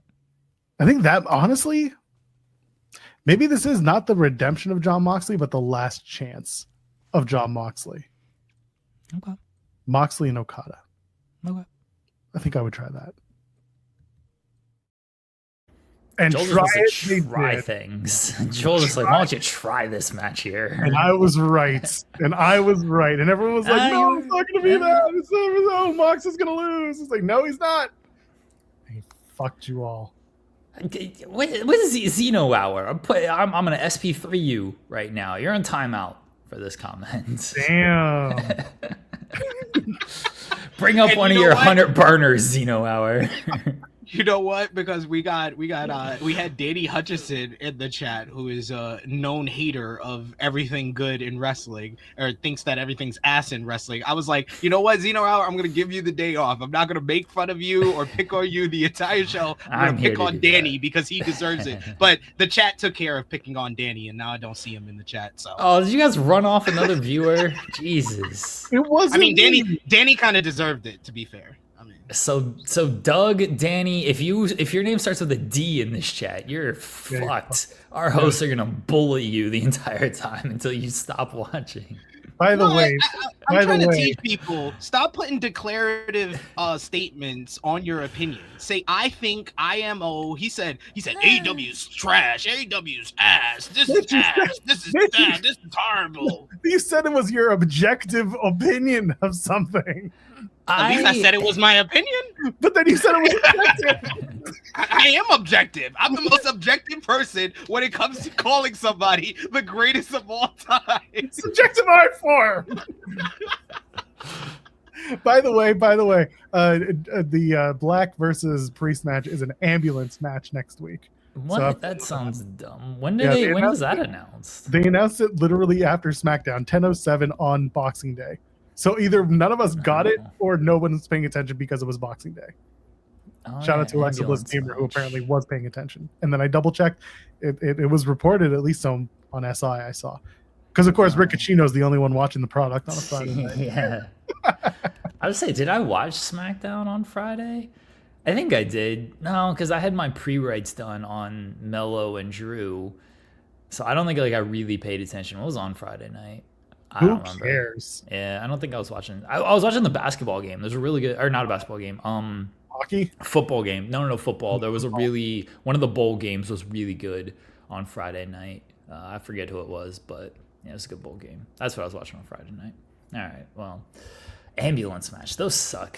Yeah, well, welcome to most things lately in WWE. Those suck. I don't care for those. All right. What do you guys talk? Are you talking about World's End? I'm not staying too much longer. Oh, that's fine. So Ryan Lambert asked, "What was your favorite WoW match of the weekend?" Sisters of Sin versus Hyon and sorry, you have a real answer? Yeah, I have a real WoW answer. Kitty Lioness against I'm trying to think of a fake name. Keep going. Alexa Power. Yeah, Alexa Power was my favorite WoW match. I feel like Alexa Power is porn That star. actually sounds like a real WoW name for sure. Yeah, Power. both of those feel like real WoW names, I think. Hey Alexa, turn the power off. I'm gonna turn Alexa Bliss Gamer into Alexa Power Gamer, and anytime we mention Alexa Power, then Alexa Power Gamer is gonna show up. Okay, there is no Alexa Power wrestler. I disagree. Everything turns to Alexa Disagree. Bliss. Everybody's a Strongly wrestler if you want them to be a wrestler. If you punch him in the face. Yes, there's no Alexa Power wrestler officially. Alexa Power is your new favorite wrestler, Alexa Bliss Gamer. I'm just assigning you that person now. That's fair. My quick review of World's End, I thought it was fine. Thank you. It was a fine show. It lasted too long. I think Tony Khan's a coward for not having the 0 hour bleed into the pay-per-view because he does not care about the 0 hour like he cares about the tailgate brawl. Clearly, I thought Jon Moxley was the best wrestler on the night, but then he had to speak for 20 minutes in a promo before main event, and I was just like, oh my god, why is he talking so much before the main event? When did this company turn into a promo company? Just get to the main event, bro. No one cares what you are rambling about and how great professional wrestling is and AEW is. You know how you can prove AEW is great? By just wrestling in the main event. Someone take away this microphone from Uncle Moxley over here. Oh, I was so annoyed. I almost tweeted about this promo. I was so annoyed by it. I was just like, can this guy shut up? Please just shut up. But I was not quite angry enough to tweet about it because I was like, you know what? I have a radio show that I could just rant about this instead. Well, not anymore. He doesn't. Not anymore. Oh, I don't know what the hell's going on with that dude. No, not anymore. He can't go on radio and claim to be anti-MAGA while taking the check from Triple Trump. So long. Remember when this guy was like, "Oh yeah, I'll come on your show," and then he ignored me. Come on our show. He was so ready to talk about it, and then he was suddenly not ready to talk about it. I know. Then he ignored me, cowardly. Oh man, what a dumb tweet. What can you do? So dumb. As is tradition. It's a very simple, like, Twitter is so easy. Just shut the fuck up. Well, yeah, I say that all the time. So, like, you got, oh god, I follow along with some of the people, and I'm just like, why are y'all paying attention to some of these people? Just don't. Just leave it alone. Go away. Yeah, well, oh, God. people gotta people gotta get their blue check money one way. That's right. Or another. Oh god. What can you do? Joel, make sure to do Aura Frames read because we still have to do that. It's the 29th of December. Do it. By the fuck. Anyway, we'll definitely do the Aura Frames read. They are worth the pay. Cody wants to say hi. Come here, dummy. 3 weeks later, these people want to call me. Ow. This is Cody, everybody. Hi, Not Cody. named after Cody Rhodes, I don't think. Maybe. Tell them about the other dog. What other dog? Was there also a Brandy? Oh yeah, Brandy passed away a few years ago. So, but yes, there was a Cody and a Brandy, not named after Cody Rhodes and Brandy. Yes, I tell the story every time they want to come on the show. Yes. All right, get down. Did you know that the Rhodes have 2 dogs? Yeah, Jobber Pinkerton and Pharaoh. Yeti Pinkerton, but yes. Do we know why they called the second one Pinkerton? Wasn't that after a kid's show or something? Oh, is that what we're going for? I don't remember. No, what was the answer? I thought it was Weezer album. Oh, was that it? Okay, maybe. I don't know. I don't think anyone's ever gotten the answer out of him. Oh, okay. Was Pinkerton I know that, hold on. Was Pinkerton also a TV? It was something else. Pinkerton Snack Bar. Oh, all right. There was the Pinkertons. That's true, but I don't think it was then. Anyway. Okay, let me do this because I feel like you guys will forget to do this. I know you haven't reviewed the show yet, but I don't care. I'm actually going to try to be better about shorts this week until tomorrow when I have a 10-hour drive and I don't care to do anything. What was your moment of the weekend, Joel? Jon Moxley winning the Continental Classic, proving me right once again that I know more about wrestling than all of you. I don't want to hear it. I don't want to hear Joel hates AEW. Maybe Joel writes for AEW. You ever thought about that? Because I was right. Again. That would be unfortunate. Right? SP3, what was your moment of the weekend? My moment of the weekend was the match that exceeded my expectations the most. Mixed Nuts Mayhem and Orange Cassidy dancing with Tony Storm like they were Mr. and Mrs. Smith beating up the villains against them. That was awesome. I loved every minute of it. I actually dislike you for just completely taking mine because I was going to say that as well. Goofy wrestling rules, man. Yes, I know. I am in agreement with you. You know, I love the goofy wrestling. You could go with the domestic violence portion of the matchup. Well, yeah. All right, you know mine. It has. This is goofy wrestling. But it has nothing to do with the actual wrestling. The promo package before the Continental Classic. And everybody's doing their big spiel and whatever. And Okada just goes, I'm going to show you bitches. And the emphasis on bitches was so good. I'm like, yeah, Okada, you go show those bitches in this tournament who the greatest tournament wrestler alive is. That was my moment. Okada and the emphasis on bitches, since SP3 stole my Orange Cassidy dancing with Tony Storm, because that was fantastic. Oh, yeah, the Stokely table bump was also really good. Or the lack of table bump, I guess. Stokely off the table like a plate that you push too far down the table.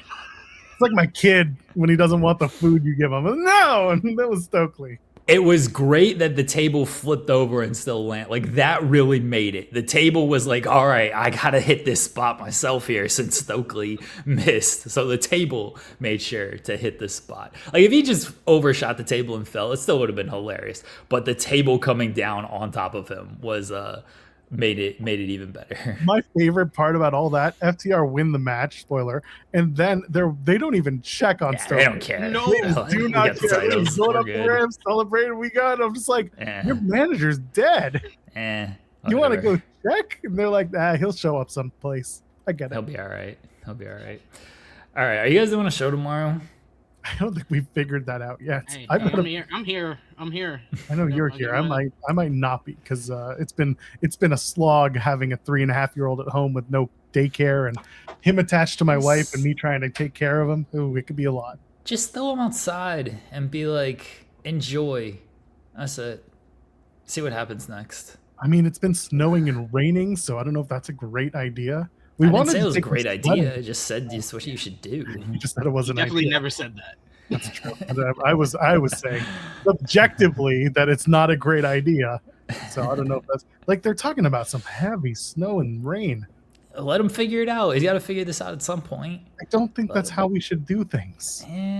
The winds what's the 4 kilometers an hour? What's the old adage? Like, throw them in the deep end and see if they can swim.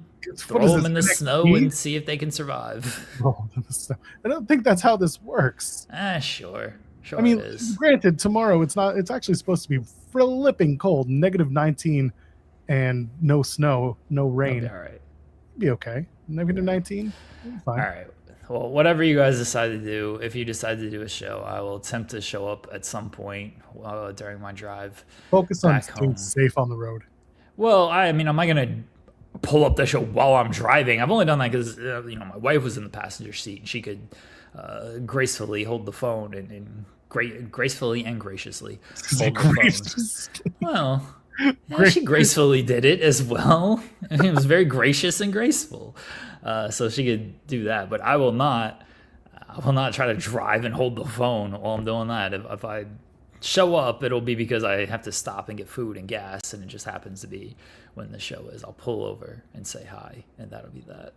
Otherwise, I'm not showing up tomorrow. I think that'll be my first missed show of 2025, which would be very sad. Well, we also just didn't do a show, so on Christmas. Yeah, but I don't miss a show that we don't actually do. Like that doesn't count. That's true. Yeah. Well, don't put the pressure on yourself. Maybe we'll just make it easy for you and you just won't do a show for the rest of the year. This is the last show of the year. Congratulations. Are we not doing a show on the 31st? I think we are. Okay. Yeah, I think the plan is to do one on the 31st. Are we doing one on the 1st? That's an SP3 question. Oh, are we doing a show on the 1st? I'm doing a ramble. Okay. I'm doing TNA at night because kids to sleep. I only took off Christmas Day because I spent time with the family, but New Year's Day is not really a family holiday like that. So yeah. And New Year's Day is just like midnight, so that's it. Yeah, it's midnight and it's usually recovering from the night prior. But I'm not doing that anymore. Right, we're old and we don't drink. I'm an old man. Yeah, I'm an old man. We don't go out and do all that stuff. The Wheaties are on Friday, Louis. Yes. The Wheaties are on Friday. All the awards have been decided. You SP3, you're obviously invited to the Wheaties. Yeah. I'm working. You gotta let me know ahead of time. Well, we told you on Friday. No, you didn't. Nah, I don't think we actually did. No. I mean, unless SP3 was watching the show. If you listened on Friday, we mentioned that we Joel, were you got to make graphics for the Wheaties now. I know. That's what I'll be doing over the next couple of nights. Do you have all the winners? Do you have all the categories? Can you send me the winners? Send them to me. Send it to just me. Don't let SP3 know what's cooking here. Okay. We gotta really make this work. All right, I'll send that to you after I get off the air here. All right. We gotta reach out to the proper channels and make sure that the winners get their rewards. Yeah, that's true. All right, we can invite the winners on. I don't think anybody's gonna show up, but we can invite them. Let's do it. We're friends with a few of these people. I mean, a few of them have been. All right, I gotta go. My lunch date is calling me. All right, go enjoy it. Date. All right, bye everybody. Everyone take care. Bye, Jeremy. Be safe. Hilarious. It'll be a good time. We'll have fun. This guy is just kicking on the back end now with his phone in his hand. Now he's gonna click off because you said something. They can't hear us anyway. It's fine. Deanna shows up. She's the only one. Yes, it's perfect. Anyway, where were we? We were talking about the Continental Classic. So we got through it. We did that. Mixed nuts, because we were just talking about it. Listen, I know you guys love mixed nuts, and I know that C. Delgado loved mixed nuts, saying it had no business being that fun. It was really fun. But there's one thing that was missing from the mixed nuts match. Two things, really. One is a sponsorship for, I don't know, peanut M&Ms, maybe? I don't know. There's a giant thing of peanut M&Ms. I don't know how long it's going to take me to eat this, but it's a lot. But I have this. It's now. They're just stepping their toes into the sponsorship game, to be fair, because AEW, I don't know if y'all noticed, but AEW World's End had an official beer. So they're just dipping their toes in the sponsorship lane. Maybe the next Mr. Nuts can have a nuts sponsorship, but I just like I said before, I think that was the match that exceeded my expectations the most, because I had no expectations going into that matchup. You know what was really missing? Nobody got kicked in the nuts. Nobody got kicked in the dick. Nobody got hit in the nuts. The nuts were not mixed. The nuts were not attacked. The nuts were not part of the show. The only thing that was different was that people in the match did or anatomically did not have nuts. Yeah, that's the mixed nuts. There was no mixing of the nuts. There was mixing of the nuts because there was a lot of intergender action in the matchup. That is mixing nuts together. Nobody got with nuts, people without nuts. No, Dick Sporting Good. Put him in perfect. Kick him in the dick with Dick Sporting Goods. Would have been great. You get dicks and nuts.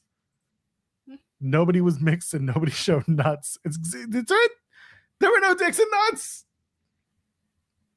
Both teams had mixed nuts. Speed Punk says they should have had someone dressed as Mr. Peanut in the mixed nuts match. That would have been great. And then that person would have kicked someone in the dick. You got a kicking of the dick in the main event. Oh, that would have took away from the effectiveness of that kick to the dick. It's never stopped AEW. Plus we got two dick punches or dick uppercuts in the Continental Final. Yeah, it's not the same. Yeah, this is mixed nuts. This is the invitation for dick kicking is at an all-time high. That's way too much nuts and dick kicking for me. We got to limit it. No, There is a limit. No, you win at wrestling when you kick someone in the dick and get away with it. I mean, you do, but you got that in the main event.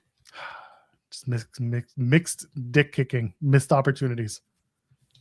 Great match though, lots of fun. Really enjoyed it. I was looking forward to it. I always knew it was going to be a good time. I really wanted some mixed nuts kicking in my mixed nuts match. I see that. You're very bothered by this. Very bothered by this. Jeremy's trying to tell the chat to remind us to do what did we accomplish today. When the answer is not much, don't get upset with us.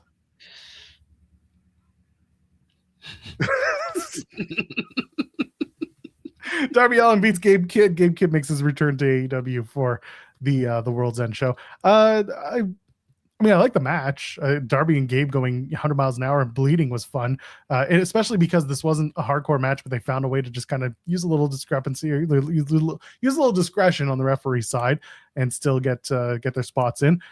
This was, again, a lot of fun. What is Gabe Kidd's purpose in AEW moving forward? Is he sticking around? Is he... And I mean, like, is he going to stick with New Japan as a contracted performer? Is there a double contract there? Is there something? What is the arc of Gabe Kidd vis-a-vis AEW programming? That's really what I'm curious about, because we had Darby get the win, and Gabe was pretty upset about that because it was a roll up, right? It was a shock victory, quote unquote. So yeah, there's clearly more to it. But where does Gabe Kidd figure into all this? I thought that this was one of the best matches on the entire card. I think probably I would say only the 2C2 semifinals was better than this matchup. This was a bloodbath banger. This is the definition of all thriller, no filler. And I love Gabe Kidd.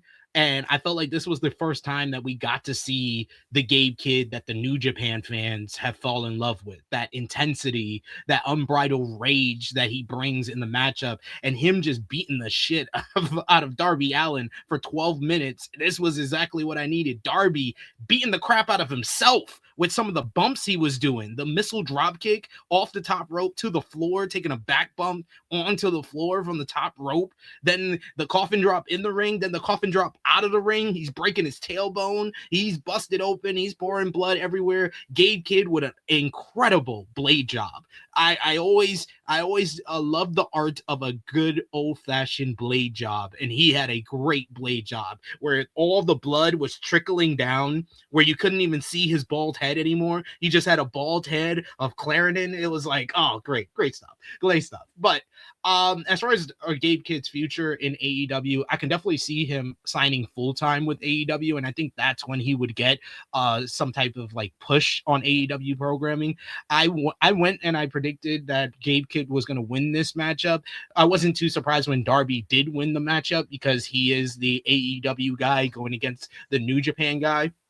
Me personally, because I am a fan of all promotions, if you have good wrestling, I'm probably going to watch you, and I am a fan of New Japan Pro Wrestling. I would love to see him stay long-term with New Japan and just be, a visiting guest, a guest star on AEW programming. But I tend to feel with New Japan over the last couple of years, they don't have the finance to lock down a lot of their top performers like a Gabe Kidd. And I could see Gabe Kidd signing full-time with AEW and be a part of maybe a Death Riders faction that doesn't have Jon Moxley. He can officially join the faction with maybe Pac in charge, since those two work together to put Darby Allin through a flaming table. I could see something like that where he plays the role of enforcer. Maybe they kick out not only Moxley, but Marina and Claudio as well, and just have a new form of the Death Riders stemming from that. Pretty much what they did with the Blackpool Combat Club, where they took the members from there and created the Death Riders. They take members from the 1.0 version of the Death Riders and make a 2.0 version with Gabe maybe having a more prominent role. But I can see him definitely being a part of the AEW roster and becoming a rising star or breakout star for the promotion, because he has it on the mic. He has it in the intensity department, in the ring. He can bring it. And I'm glad that over the last couple of months, we are seeing less of the Gabe Kidd that kind of lost the New Japan fans in the summer. And we're seeing more of the Gabe Kidd that became the breakout star at the beginning of 2025. We're starting to see that a little bit more in New Japan and here in AEW. So great stuff overall. Gabe Kidd and Pac starting a new Blackpool Combat Club, but not calling it Blackpool because they're not from there. Calling it the Nottingham Newcastle Combat Club or whatever the hell, because that's where they're from. Or you call it, I mean, listen, you're over there. Apparently, to get there, the fastest route is the A1. You just take the so-called the A1 Combat Club. There you go. We just put it together. Gabe Kidd and Pac make the A1 Combat Club because they are A1 in professional wrestling. A1. And I disagree with somebody in the chat who said Gabe Kidd's theme song he doesn't like. I love the Gabe Kidd's theme song, mainly because it's my boy, Del Boy. Shout out to Del Boy from the Rest Things podcast. He is the one who raps on the Gabe Kidd War Ready theme song, which I love hearing, like, people that I know are hard workers and I know are good people like Del Boy, and hearing his voice bring Gabe Kidd out to the ring on an AEW pay-per-view. I had to tweet about it. Just shout out my boy, because it's great that he's getting that, like, spotlight. He got to hear his song and his voice in the Tokyo Dome, and he got to hear it in Chicago on Saturday. I don't mind the theme. I don't mind. It doesn't bother me. I like it. It's just fine. Yeah, so we'll see where Gabe and Pac, because Pac wasn't on the card, so Pac wasn't at the show. We'll see where that all plays in, if it was something or if it was nothing, because you ain't flying Pac all the way in if you don't have to, because as far as I understand, he's in the UK and they just bring him in for whatever block of shows they need him for, and that's that. So I'd like to see Pac and Kidd kind of interact and be the co-workers, them and grizzled young veterans, just all the UK guys, just bring them together and make them a faction. They could be the new A1 Combat Club. Tony, because you're watching, you should be doing this. Absolutely. Women's World Tag Team match. Babes of Wrath defeat Mercedes and Athena. The match was, I'm going to give you the match was fine. The match was fine.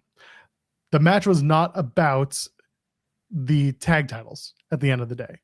The match really did become about where Mercedes is at in her downfall. And I think that played out perfectly. I thought that was really strong stuff. I continue to have an issue with the way that the tag titles are starting, the way the tag titles are being treated to begin. I'm going to give it a few more. I'll give it until Revolution, because that is the next pay-per-view. I'm going to see if they really put the work into a new title like this, the women's tag titles that people were waiting for, people wanted. It stumbled out of the gate. Once they crowned Babes of Wrath, they got the moment, but they've repeated the moment being the winnings, and now they need to actually give you the matches and the defenses. Again, match was fine, but this was all in service of Mercedes and moving forward with the TBS title match between Mercedes and Willow, and the story of Mercedes facing all her ops and inevitably losing so far to all of them. So that's where we're at. I'll take your thoughts on all this stuff. I thought the match was good. I thought that they had a little bit of a clunky start, but they got on the same page, and I thought that the in-ring work was very well done. Mercedes working with Willow Nightingale, they just have a very kind of great chemistry together. They know Mercedes bumping around for Willow doing the power moves, and Willow's ability to sell, even though she's usually the bigger competitor in the ring. I thought Athena was awesome in this matchup, especially when she was showing off her power moves against Willow, hitting her with German suplexes and the despicable knee. That stuff was really great. And I like the finish of the matchup with Willow getting the win, pinning the TBS champion. Athena then reading the riot act to Mercedes post-match while the Babes of Wrath celebrate. And then I like the aftermath with Mercedes having a crash out in the locker room and setting up Mercedes and Willow for the TBS championship. I don't think we should be doing that matchup on Wednesday. That feels like the matchup you should be doing or building to for Revolution next year, to give Willow a big win where she beats Mercedes for the TBS champion, maybe becomes a double champion. But that will kind of play into what you're saying, where we're taking more spotlight away from the women's tag team championship scene. I would like after this Wednesday for Willow and Harley to more go into maybe an open challenge form with the titles, because I think if they are consistently on TV with defenses against the Sisters of Sin, against Hyon and Maya World, against Mega Problems, against the Timeless Love Bombs, we'll get more people to get invested into the titles, especially if you're having good to great matches in doing so. I think that is the way that you're going to get these titles over. Right now, I would agree that the Women's Tag Team Championship tournament was so poorly done, and the reason why I'm putting more emphasis on that is because I just saw them do a great tournament.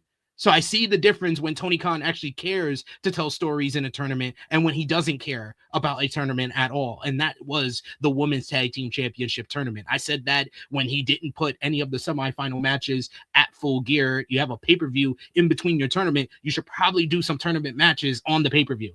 That kind of tells me you don't really care all that much about this tournament to me. So I'm gonna say it hasn't been the best start, but they can turn it around. I just need more consistency of featuring the title defenses on Dynamite or Collision, whatever you want to do, wherever you want to put it. But we need more consistency as far as different tag teams being formed, different tag teams picking up wins to get into contention, or just having open challenges and defending the titles more consistently. And if you want some consistency in your life, how about you pick up an Aura frame? Head on over to Aura Frames right now. Go to auraframes.com and use the promo code FIGHTFUL. Get $35 off. You know why? Why do you deserve this deal? Because you have been consistently here all year long with us. You've been watching us. You've been supporting us. And now we're supporting you and your abilities to own one of the best frames around. I was talking about it the other day with my family, that the way digital photo frames used to operate, you'd have to go and you'd have to take the photo frame and you had to bring it to your computer and you had to plug it in via USB or use an email address and send the photos out. And there was caps and there was not high resolution photos available, all this stuff. And it was no good. Now with Aura Frame, you use the app.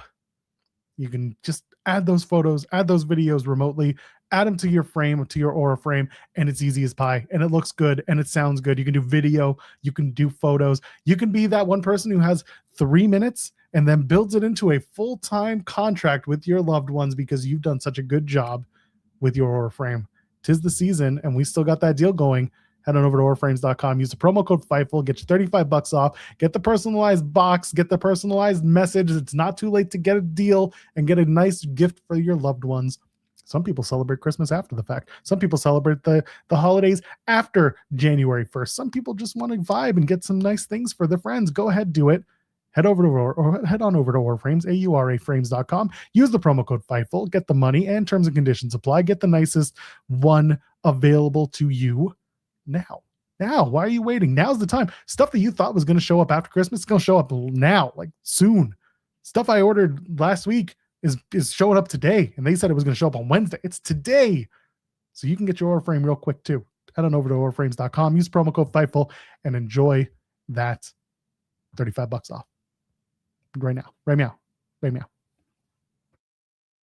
Where are we at? I don't have much to say about the tag team title match. It was a match that happened. We talked about the Stokely spot. Bang Bang Gang lose and FTR continues on. It feels like we're waiting for Christian and Cope, and Christian was too busy at a Connecticut sports hockey game trying not to be seen on camera. I don't have anything to add. It was the match. It was fine. It was a street fight. Yeah, I thought it was a fun brawl. I think that if I had to say what I thought was the worst match on the show, it would probably be this, because I felt like it went like 5 minutes longer than it really needed to be. It could have been more concise with the timing. Pacing was a little bit off. 18 minutes, I don't think it needed that long at all.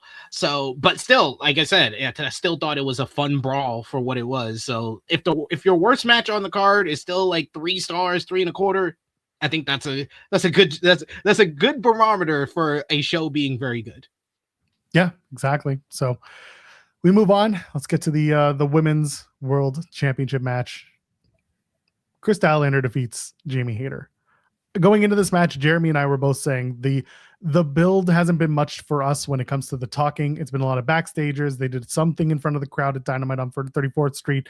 It was not great, honestly. I'm not personally digging the Chris Statlander character of the Cosmic Killer, and I know she's trying to explain it. I think it's just the way that she has been trying to put her character out there. It's not landing with me. However, as always, these two women are great wrestlers, and they can come out and beat the shit out of each other and make it look good. We mentioned it earlier in the show, dangerous moves, and this was one of those moves where Stat, who was selling her arm throughout the entirety of the match, goes for what had to have been a Michinoku driver, Falcon Arrow, something. No, it was the Key Crusher. It was a key crusher. Key Crusher off the top. I was like, oh my God. But the sad part is, these women had to do that to get this crowd alive, because this crowd was unimaginably dead at the beginning of the matchup. A couple of things that kind of played into it. One, it's a long night. That is always one of the caveats of doing a long show like this, is that they do get tired. The other thing was, I think at that point, the Bears had clinched and Green Bay had lost. So everyone in the football fans in the crowd were excited about that. Hence the Green Bay sucks chants. So people were kind of just not paying much attention to the match, which sucks, because again, these two women were working their asses off and doing a great job in a match that, like, again, build wise, like they found reason to do the match. It was just between the two, the animosity, the hatred, the just the feeling of wanting to see them beat each other up didn't really go past the it didn't go past the I just want to see this match. There was no extended invested interest in the match. But again, from a move to move standpoint, from a building a match standpoint in the match, I mean, they did a great job, and commentary really sold you a ticket on that Key Crusher we talked about, because they were like, they got to end this match now. Jamie landed right on her head, like, it's over. And even I was just like, holy shit, they really made that look really rough. And then Jamie gets up, she gets the heat, and they go to the finish. But like, they did a really good job of at least getting you invested in the last parts of that match. But it came with that weird Key Crusher spot. I wouldn't say it was weird. It was great. It was great. Bad weird. It was not bad weird. Don't misunderstand me. It was just weird that we had to go all the way there just to get the crowd back. Well, you sometimes that's what you have to do, and it seems like this is going to be the theme of Chris Statlander's title reign, because they have positioned the AEW Women's World Championship as one of the biggest titles in the company. But the reason why they did that is because it's been surrounded by the main star, who is Timeless Toni Storm, and Timeless Toni Storm is viewed by everyone as a top star. That's why the Mixed Nuts Mayhem got one of the biggest reactions from that card, because they view anything that Tony does as important. They didn't properly build up to the Chris Statlander win at All Out, which added to the surprise of it all. But you could have done a better job of sowing the seeds of the whole relationship with the Death Riders. They didn't even follow up from that, because that was a great start to her title reign, was her turning down the offer from the Death Riders. The logical thing to do next was a Chris Statlander Marina Shafir program for the AEW World Championship to keep her involved with the Death Riders, since Death Riders is something that Tony cares about, and that's going to get a lot of TV time and importance to it. They didn't do that. They went in the direction of the rematch with Timeless Toni Storm, and I think they went in the right direction of having Chris Statlander beat the two main stars of the division in Timeless Toni Storm and Mercedes Moné. That is all fine and dandy how that went down. That was okay. That was a good choice. With the Jamie Hayter rivalry, I totally agree with you. This wasn't the crowd sucks, the crowd's bad, they weren't into this. No, the booking of this build was bad, and they did not make anyone invested in the feud, invested in the characters, invested in Jamie Hayter going after the AEW Women's World Championship, a title that she felt she never really lost back in 2023. She was only forced to lose because the Outcast had injured her at the time, and now she had this long journey to build to this. She failed in the Owen Hart final to get another title shot at All In, and now she finally made her way back. She gets this big title match, and you didn't give them that much promo time in front of the fans. That segment on Dynamite was only like 4 minutes. Most of the build up to this matchup has been post-match run-in angles and a couple of seconds backstage. But like, like I wanted the crowd to be more invested, and they eventually did, because these two women are so great in the ring. I think that you have to make certain adjustments though to Jamie Hayter and how you're presenting her on pay-per-view, because this is two main pay-per-views in a row where the crowd wasn't really into the matchup right from the start. And I think that the key to Jamie Hayter getting over as TBS champion 2 years ago was the fact that she was getting the second or third match on the card, and they were always good matches, and that got over with the fans. You could start off a matchup kind of not the fans are invested, but due to the work, they get more invested if you're early on in the card when the crowd is more engaged into the matchup. When you're putting out a flat and bad build to a match, to a world title matchup, and it goes on later in the card, that's a death sentence. So these two performers are so good that they were able to avoid death and actually got this crowd alive by the end. And I think work-wise, these two women had one of the best matches on the entire card. Like, I think it's either between the Darby and Gabe Kidd matchup, and this matchup, what was like the third best match on the card, because these two women just went out there, they dropped each other on their heads, they're pulling out their own finishers on each other. You got Jamie hitting a Saturday Night Fever, you got Chris hitting the Haterade. So the work was really well done, but they also missed out on a big opportunity in my eyes, because I did predict Statlander to win the matchup, but how you would get the fans, because you had the fans at the end, but you just said, oh, Jamie lost, Chris Statlander won, what's next for them? And we watched Chris Statlander go up the ramp. No, we needed some development of this, because this can be a main rivalry. This can be a main program that Chris Statlander can be remembered for this title reign with this program of bringing Jamie Hayter back into prominence. You should have had Jamie Hayter show some respect to Chris Statlander and then turn on her. Jamie Hayter needs to be heel. That's the only way we're going to get the Jamie Hayter that we had 2-3 years ago, is if she turned heel here, turns on Chris Statlander, you have the fans, you do a big moment on the pay-per-view, and you further develop the rivalry between the two women. I think by the time you get to another big matchup on a pay-per-view, people will be more invested in this program, but they kind of missed out on that opportunity. So we'll see what's next for Chris Statlander. But my big suggestion is make it earlier in the card. Put Chris's matches earlier in the card, and I think the crowd will be more invested into what she's doing. So a couple of things. The Chris with the Death Riders was a really good start. I agree with that. Giving Marina Shafir a title shot, even though Marina Shafir wasn't an established wrestler at the time, she was just someone who carried around the Death Riders in the briefcase, wouldn't have done that.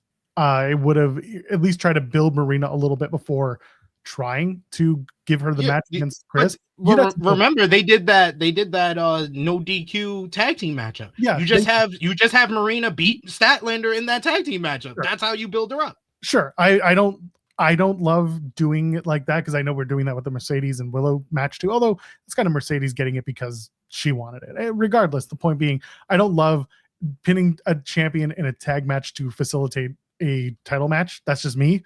But I understand the idea that they should have done Marina, and as a result, they probably should have had Marina winning some matches, at least to build to the idea that she could face Chris Statlander at one point. They should have done that. But that's all, ifs and nuts. Mixed nuts, by the way. But anyway, sorry. Ifs and nuts, candies and nuts. It doesn't matter. The other point was the Tekla turning heel. I'm not big on the idea of just turning her heel, because not Tekla, Jamie Hayter. Jamie Hayter, I would not have turned her heel tonight or on Saturday night, because I think there's still room for a babyface Jamie Hayter presentation that still goes after a world championship. She's got to come back around and get the crowd really invested in a story with Chris to get there. This just wasn't it.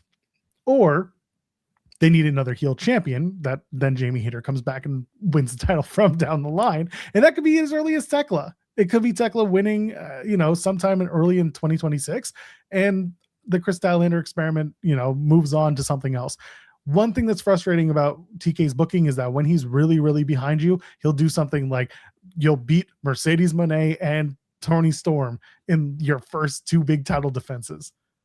And they're trying to cement you as the person. And if it doesn't get over with the crowd, even though you have great matches, then you're kind of stuck, because you're running uphill and you're trying to make something out of not nothing, but like out of what you thought would be bigger.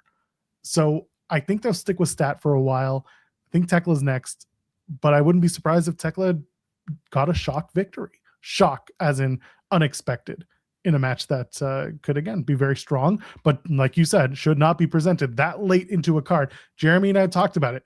Once in a while, you got to open up your pay-per-view with the women's championship title defense, and that could be okay. A hot women's title match would absolutely get the crowd behind you to start. Yeah, and I don't know about Tekla winning the title, because I think that you're just compounding. You're just compounding your issue of people not being involved, not being engaged in a women's world championship feud if you're putting it on Tekla before she's truly gotten over with the crowd. Yeah, that's entirely fair. However, I think when we might get there. So Ten Rizza sends a super chat saying, congrats to Maya World and Hyan. So happy for them. They are officially all elite. They got the graphic. They're signed. Both women have been on our show on In the Weeds. Congratulations to them. ITW alumni Maya World and Hyan taking a small opportunity and building it into a full-time contract is no small feat, and those two have done it, and it's very well deserved. Those two need a third in a trios match, and Chris Statlander could be that person to take on the Sisters of Sin and Tekla, where Tekla pins the champion to facilitate a world title match. You see how Joel is? He said, no, I don't want to see Marina do that. I'd rather see Tekla do that. I didn't say I wanted to see it. I just see what they're gonna do. Congratulations to Hyan and Maya World. They definitely deserve it. Maya World has been killing it on the independent scene. Hyan has been doing this for years and just been such a consistent worker.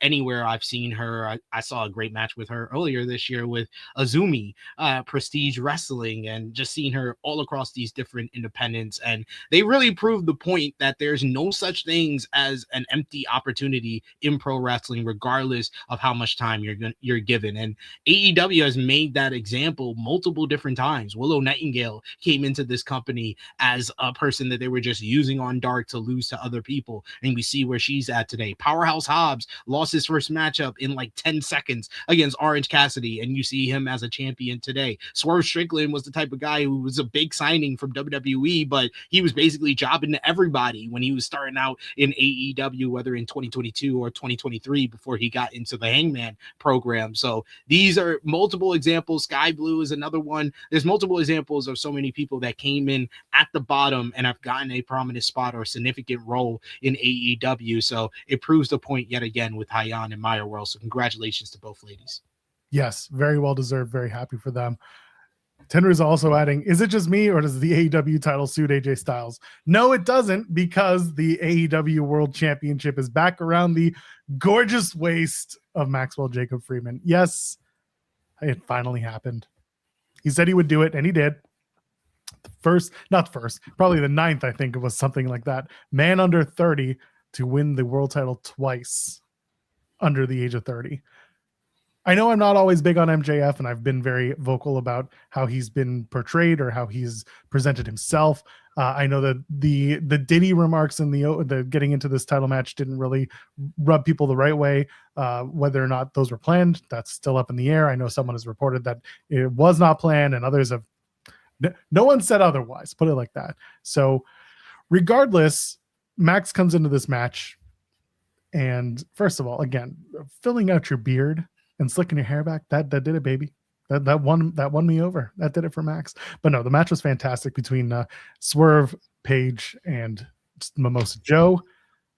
Max comes back and he does everything that he said he was going to do. He said, Hangman's not going to win while I'm around. He's going to get his lick back on Joe for what he did at World's End in 2023. And Swerve is just going to not win this match. And that's exactly what he did. Stopped Swerve from winning, kicked Hangman in the dick, and then took out Samosa Joe with that heat seeker, wins the match. I was very happy to see it. And I think that ending 2025 with Max was well-deserved. And I'm also happy because I put him number 1 on the high spot, which I did with Robbie Jeremy Fun and Emily May Heller. And I did it for good reason, because I knew Max would end this year on top, as he should be. Happily married, but no, your wife can't touch the title yet. Max wins the World Heavyweight Championship. I hope you shouted me out.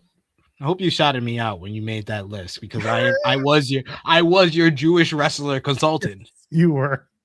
because I was like, how dare they not put Max at number 1? It's because I had to talk about that other wrestler first and be like, no, that person's not number 1. Anyway, talking about MJF, we're talking about this match, the 4-way. Max ekes out as world champion in 2025, and he'll be on Dynamite from the beautiful state corn of Nebraska on Wednesday. Yeah, I thought it was a great 4-way matchup. Very much a hit all the finishers galore, and 2 in, 2 out at certain points, but I like when all 4 guys were kind of interacting and going in and out, and kind of like the fast-paced nature of the matchup. It didn't waste any time. It gave us the different dynamics that we wanted out of this one, like Swerve going head-to-head with Hangman, and that got the biggest reaction from the crowd. I like the interplay between Swerve and MJF, teasing a future rivalry over the AEW World Championship. MJF and Hangman, which really should get more praise as being one of the best feuds of 2025, because this started in February and now it's playing out all the way in the final pay-per-view of the year after 2 other pay-per-view matches that they had earlier in the year as well.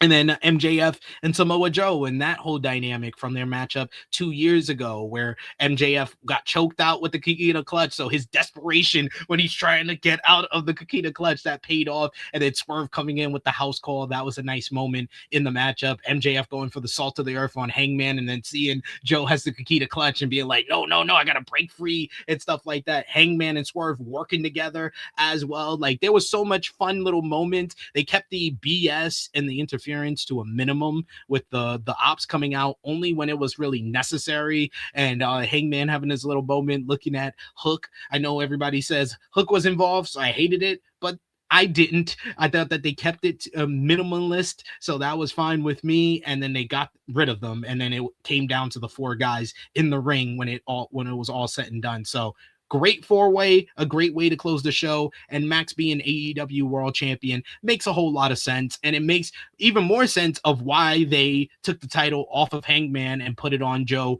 at Full Gear, because Hangman has 2 victories over MJF on pay-per-view this year, so they wanted MJF to win the world title without having to beat Hangman, because they want to keep spinning that plate where they can give you a world title matchup again, but this time the dynamics are a little bit different, with Hangman being the challenger and MJF being the champion. You also got the issue between MJF and Swerve that has been set up in the build to this matchup. That's going to be another pay-per-view main event. There was the news this weekend by our overlords at Fightful Select, who reported that there are many people within AEW who are pushing for Kenny Omega to be a part of the world title scene, and Kenny Omega versus MJF. We've only gotten that once on a episode of Collision, so that's a big money matchup that not a lot of people probably saw in that episode of Collision. It still feels like a fresh matchup that you could do with MJF as the champion. And then you got the element of Will Ospreay returning at the beginning of 2026. So I thought that the result of everything and how everything played out, it sets up a more interesting and more vibrant AEW World Title scene heading into the new year. Now, the most important question coming out of this entire night, this entire match, what does this mean for the AEW World Trios Championship? Hopefully this means that he can just they can just focus on the AEW World Trios Championships. I do think greater than Haro is correct. I expect Hangman to be more involved with the ops coming out of all of this. I do expect them to probably do a Hangman MJF World Title matchup in 2026, but for now, it's probably best that Hangman focuses on getting revenge on Hook. Maybe you get that singles match on an episode of TV, and then you could do a trios matchup where maybe Hangman gets his own elite reunion, because Kenny Omega says he has to take care of some unfinished business, which I think rhymes with El Dudio. So he has to take care of that whole business, and so he'll take care of that. And the Young Bucks need a third to go after trios championships, and Hangman needs some partners to take care of his unfinished business with the ops. I think that we can get a Hangman, a Hung Bucks versus the Ops, maybe, for the AEW World Trios Championships down the line. Kenny going after the Don Callis family in Japan. Jeremy and I we've talked about this for at least a month now. We really think New Year Dash is going to be the Don Callis family takeover of New Japan Pro Wrestling. You got the guys. You've got the guys. Be prepared. I'm very excited for this. Tenor is saying if Lena Cross is all elite, debut her at the Australia shows. I don't know what her situation is going to be like because she's moved stateside. I don't know what the visa deal is going back and forth. If she's applied for citizenship, I don't know. I don't know, but it's possible. If you debut her in Australia, obviously the reaction will be there, but that's obviously up to Tony and the creative team. I don't know if you have anything to add to that. Lena Cross, I'm very intrigued on when they're gonna debut her because AEW has a tendency of people that have been under contract for a while or people that they just signed that they wait way too long to bring them onto television. And the fact that Lena Cross has been signed for a couple of months and they're kind of just kept her on ice, I think is a valid criticism of the company overall. Yeah, exactly. Tenra's adding on. Last couple of things. I'm not ready for Tanahashi's last match. Don't worry, it'll be long, and the final segment to close out his career will be even longer. He says, I'm actually keen on New Year's Dash, aka the Don Callis family takeover of New Japan Pro Wrestling and Maximum Carnage. That's the build, by the way. They need not Don Callis. The build for Maximum Carnage, they need to focus on Maxim Bandito for a couple of weeks and really get that dialed in as a big match that you want to see at Maximum Carnage. That's my hope. And also adding hopes for some returns soon. And I said on Friday that AEW is poised to have quite a few returns soon, including some big dudes that maybe you've been waiting for. So we're gonna find out soon enough. Louis adding in, time to finally settle the Double J thing with Max. Please bring him out and please give him the title shot and let Max be like, I'm going to retire your old man ass like I should have at the beginning of last year. He needs to come out. We need to put a bow on it. Let him have it. Are they in Tennessee anytime soon? Let's take a look. Is AEW in Tennessee anytime soon? Where is this show? They're in Arlington for a whole bunch. They're in Tulsa. Let Tulsa be the show. Do the Tulsa show. I will say it's a good sign that Max is going to be on Dynamite this week because I've been so used to Max's whole formula of work a big pay-per-view matchup and then take the following Dynamite off. So the fact that his schedule to be on here, it's a good sign for the start of this title program with Bandito. Maybe we get Bandito and Brody interrupting him. Maybe we get a Brody versus MJF matchup to lead up to the Maximum Carnage title match or something like that. So I'm looking forward to, though, when the bell rings, I know these two guys are going to deliver, and it's going to be winner takes all, rings on the line, and the AEW World Championship, because we got to tie a bow on that. To go back to the other super chat about Tada's last match, I'm not ready for it either. It doesn't feel real quite yet, but I think that the Wrestle Kingdom show is going to be spectacular. It's going to be spectacular. 50,000 in attendance. Their largest attended event in multiple years. Very excited for New Japan. And there's a bunch of New Japan news that Fightful Select dropped this weekend in regards to the future of David Finlay and Clark Connors. So it's going to be an interesting time over the next couple of months for New Japan, where they go in a post-Tanahashi era. Well, at least one of those gentlemen you just mentioned has a connection to AEW already, so we'll see where they land. The other one has a connection to WWE, so who knows? They could all end up in the places they expect to go, but we'll see. By the way, the residencies in Arlington are coming up too. Jeremy and I have talked about this, and we don't have a lot of time, but I'll put it out there again. The Arlington Collisions should be the build of Billy Starks taking the Ring of Honor Women's Championship from Athena. It's time. Let's do it. Build it through you, because every residency is one wrestler that you take and you make them the focal point. This is the Billy Starks run. This is it. This is the fall of Athena. This is it. This is the Billy Starks win. The last one on January 31st. She wins the Ring of Honor Women's World Title. That's it. Okay. That's what I think that we'll probably get Sammy Guevara winning the ROH TV Championship. That will be the focus. That will be He's gonna win another title, and he's gonna hold it for about 2 years, like he's held the ROH World Tag Team Championship. And then he's going to be out of action, somehow still win the title again in another match where they crown a new champion. He's just going to keep coming back and winning titles. Ridiculousness. Going back to the New Japan with David Finlay, it was Fightful Select that reported that David Finlay, his contract is coming up in the beginning of 2026, and he's looking to explore his options in professional wrestling and might be looking to head over to the United States and see what type of options he has over there. He seems like a ready-made guy to sign by WWE and put on the main roster. However, at this point, with the resume that he has in New Japan, where he has accomplished a lot, he's the first ever IWGP Global Heavyweight Champion, 2-time Global Heavyweight Champion. He's won multiple titles. He won this year's New Japan Cup tournament.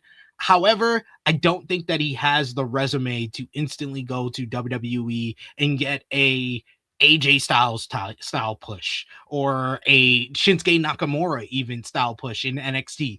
I can see him being potentially in like a year becoming a top guy on NXT, but that feels like his ceiling in WWE. I feel like he needs maybe 1 to 2 more years in New Japan Pro Wrestling where he's invested, where the company's invested, and he needs a little bit more accolades. I think if he gets an IWGP World Heavyweight Championship run or a G1 win, I feel like that resume, that type of accolade adding to his resume will instantly make WWE feel a little bit more enthused about bringing him in to the company. And I think that then he would have a better shot at getting pushed. And plus, he's 32 years old. He is not getting a push until he's closer to 40 in WWE. So I think he could do like 2 more years in New Japan and get a couple of more accolades where he goes over to WWE and gets more of a push upon coming. We'll see where they land, but I have my feelings one in the other. And then TNA, baby. I mean, Clark Croner is going to AEW seems kind of obvious with his girl being there, Tekla. Damn, just outing everyone's relationships that everyone already knows about. Ryan Lamberts caps us off. SP3, what did we accomplish today on this lovely Monday? We accomplished a lot. We talked about AEW World's End, breaking down that card. And I praise Joe Pearl for being one of the more crucial voices that you need to listen to when it comes to white bearded men in wrestling media. If you're going to listen to one, you should listen to the nicest Canadian that I know, Joe Pearl. We talked about Jon Moxley being right, and that he was trying to guide AEW to the promised land, and the promised land was him winning the AEW Continental Classic. We talked about MJF kicking people in the nether regions and winning an AEW World Championship, and why that means that it's an exciting time for the AEW World Title picture. And we talked about WWE as well, because Carmelo Hayes is the US champion, which means Triple H saw color at least once. Jury's still out on that. Hey, one night he saw color. It's true. What did we accomplish though? We accomplished that mixed nuts means you mix the nuts. You kick them, you mix them, you twist them. But there was no mixed nuts in the mixed nuts match when the next mixed nuts match should have had it. That's a tongue twister. We established that 3 stages of hell can be whatever you want it to be, including drinking, fighting, and chopping heads off. And finally, most importantly than all that, we've accomplished that the smallest opportunity can turn in to a huge payment and a huge contract. So keep your ears open and your eyes open and your opportunities open, because you never know what will happen next. SP3, got anything to plug before we get on out of here? We do have one news note to address before we go. Is it a WWE one? Because we can talk about it tomorrow. No, just really quickly. I just want to know what you think about your Canadian hero, Chris Jericho. That's a tomorrow conversation. No, it's not. We don't know if there's going to be a countdown clock on tonight's Raw. Well, But what we if got to there shout. is? We got to shout out the man Alex McCarthy and Wrestling Intel, Which- who broke the news. By the way, the amount of people who haven't figured out that Alex McCarthy is Wrestling Intel, because on the website, if you click on it, it comes up Alex McCarthy. No one's put two and two together, even though Alex McCarthy's Twitter links to Wrestling Intel, even though he's the one posting the links. No one's figured out that Alex McCarthy is Alex McCarthy. I literally got told about this report, and someone's like, "Oh yeah, Alex McCarthy from Wrestle Talk." I was like, "He does not work with Wrestle Talk." It's like it's Wrestling Intel. Respect the man's grind. Shout outs to Alex McCarthy. He did report on Saturday night going into Sunday morning for us in the UK that he heard from his sources that Chris Jericho is going to be leaving AEW when his contract expires on December 31st. And it is possible that there's an expectation that he could show up on the January 5th edition of Monday Night Raw for the 1-year anniversary on Netflix. What is your, I'll give you a question that we usually do on True Hill Heat, so it's quick and easy. 0 to 100, what is the percentage that we get a countdown clock on tonight's Raw that builds to next week's January 5th and Chris Jericho return? Yeah, I'd give it about a 65%. Okay. That's where I'm at. I was going to go 75, so we're on the same page. Okay. Yeah. If it's going to be for the 5th and everything's fine and you can get away with it, then that's perfect. Ryan Lambert saying if he can show up on the January 6th episode of NXT, that's even better. More apropos, let me tell you.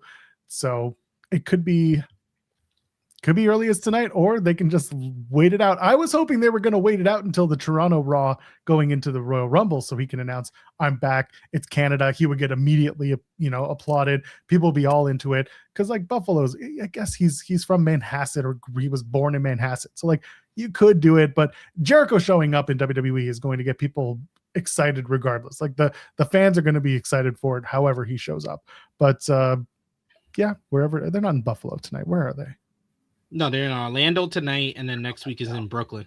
Right, Buffalo is the 3-hour SmackDown that no one's going to get. Right, sorry, you're gonna get none of that. None of that. There.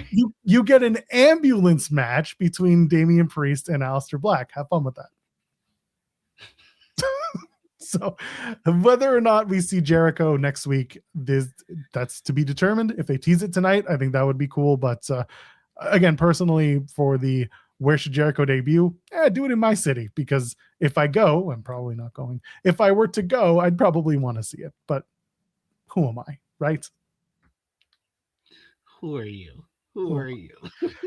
We'll see. Shout out to Alex McCarthy. He does have solid information. He is our Drew McIntyre. So when there's Drew McIntyre news, we go to our Drew McIntyre, Alex McCarthy.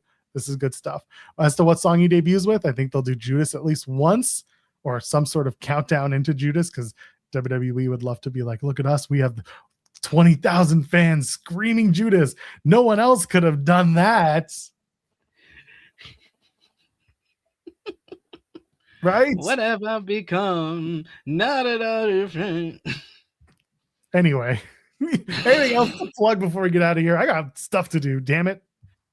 Follow me on the Twitter machine at True Hill SP3. Right now, over on the True Hill Heat YouTube channel, just premiered our NJPW 2025 roster tier list. Me and Jay News breaking down each and every member of the New Japan roster for their work over the last 12 months, and we put it on a tier list. Go over and check it out. We'll probably post the tier list later this week as well, so go over and check out that video. I'll be live tomorrow here, hopefully. And then also on True Hill Heat for a rated Raw review. And also on True Hill Heat Sports and Entertainment, I have a Stranger Things Season 5, Volume 1 and 2 review that's going to be dropping later tonight. Tomorrow. I don't know what the plan will be. It really does come down to how my childcare situation is. Some days we're good. Some days we're dealing with a crazy-ass 3.5-year-old. Some of you understand that one, including the guy next to me. So it will be a game time decision. If not, maybe we'll find someone else to host with SP3, because I don't want to put you solo for 2 hours. That's too much for you. I don't want to do that to you or anybody. So for now, leave a thumbs up on this video. Drop comments, because you can and you should, and you don't stop. And we'll be back maybe tomorrow. And if not tomorrow, then definitely Wednesday. So for SP3, You know who he is. You know who I am. I told you who he is. So, ladies and gentlemen, friends beyond the binary, we'll see you in the next one. Cheers.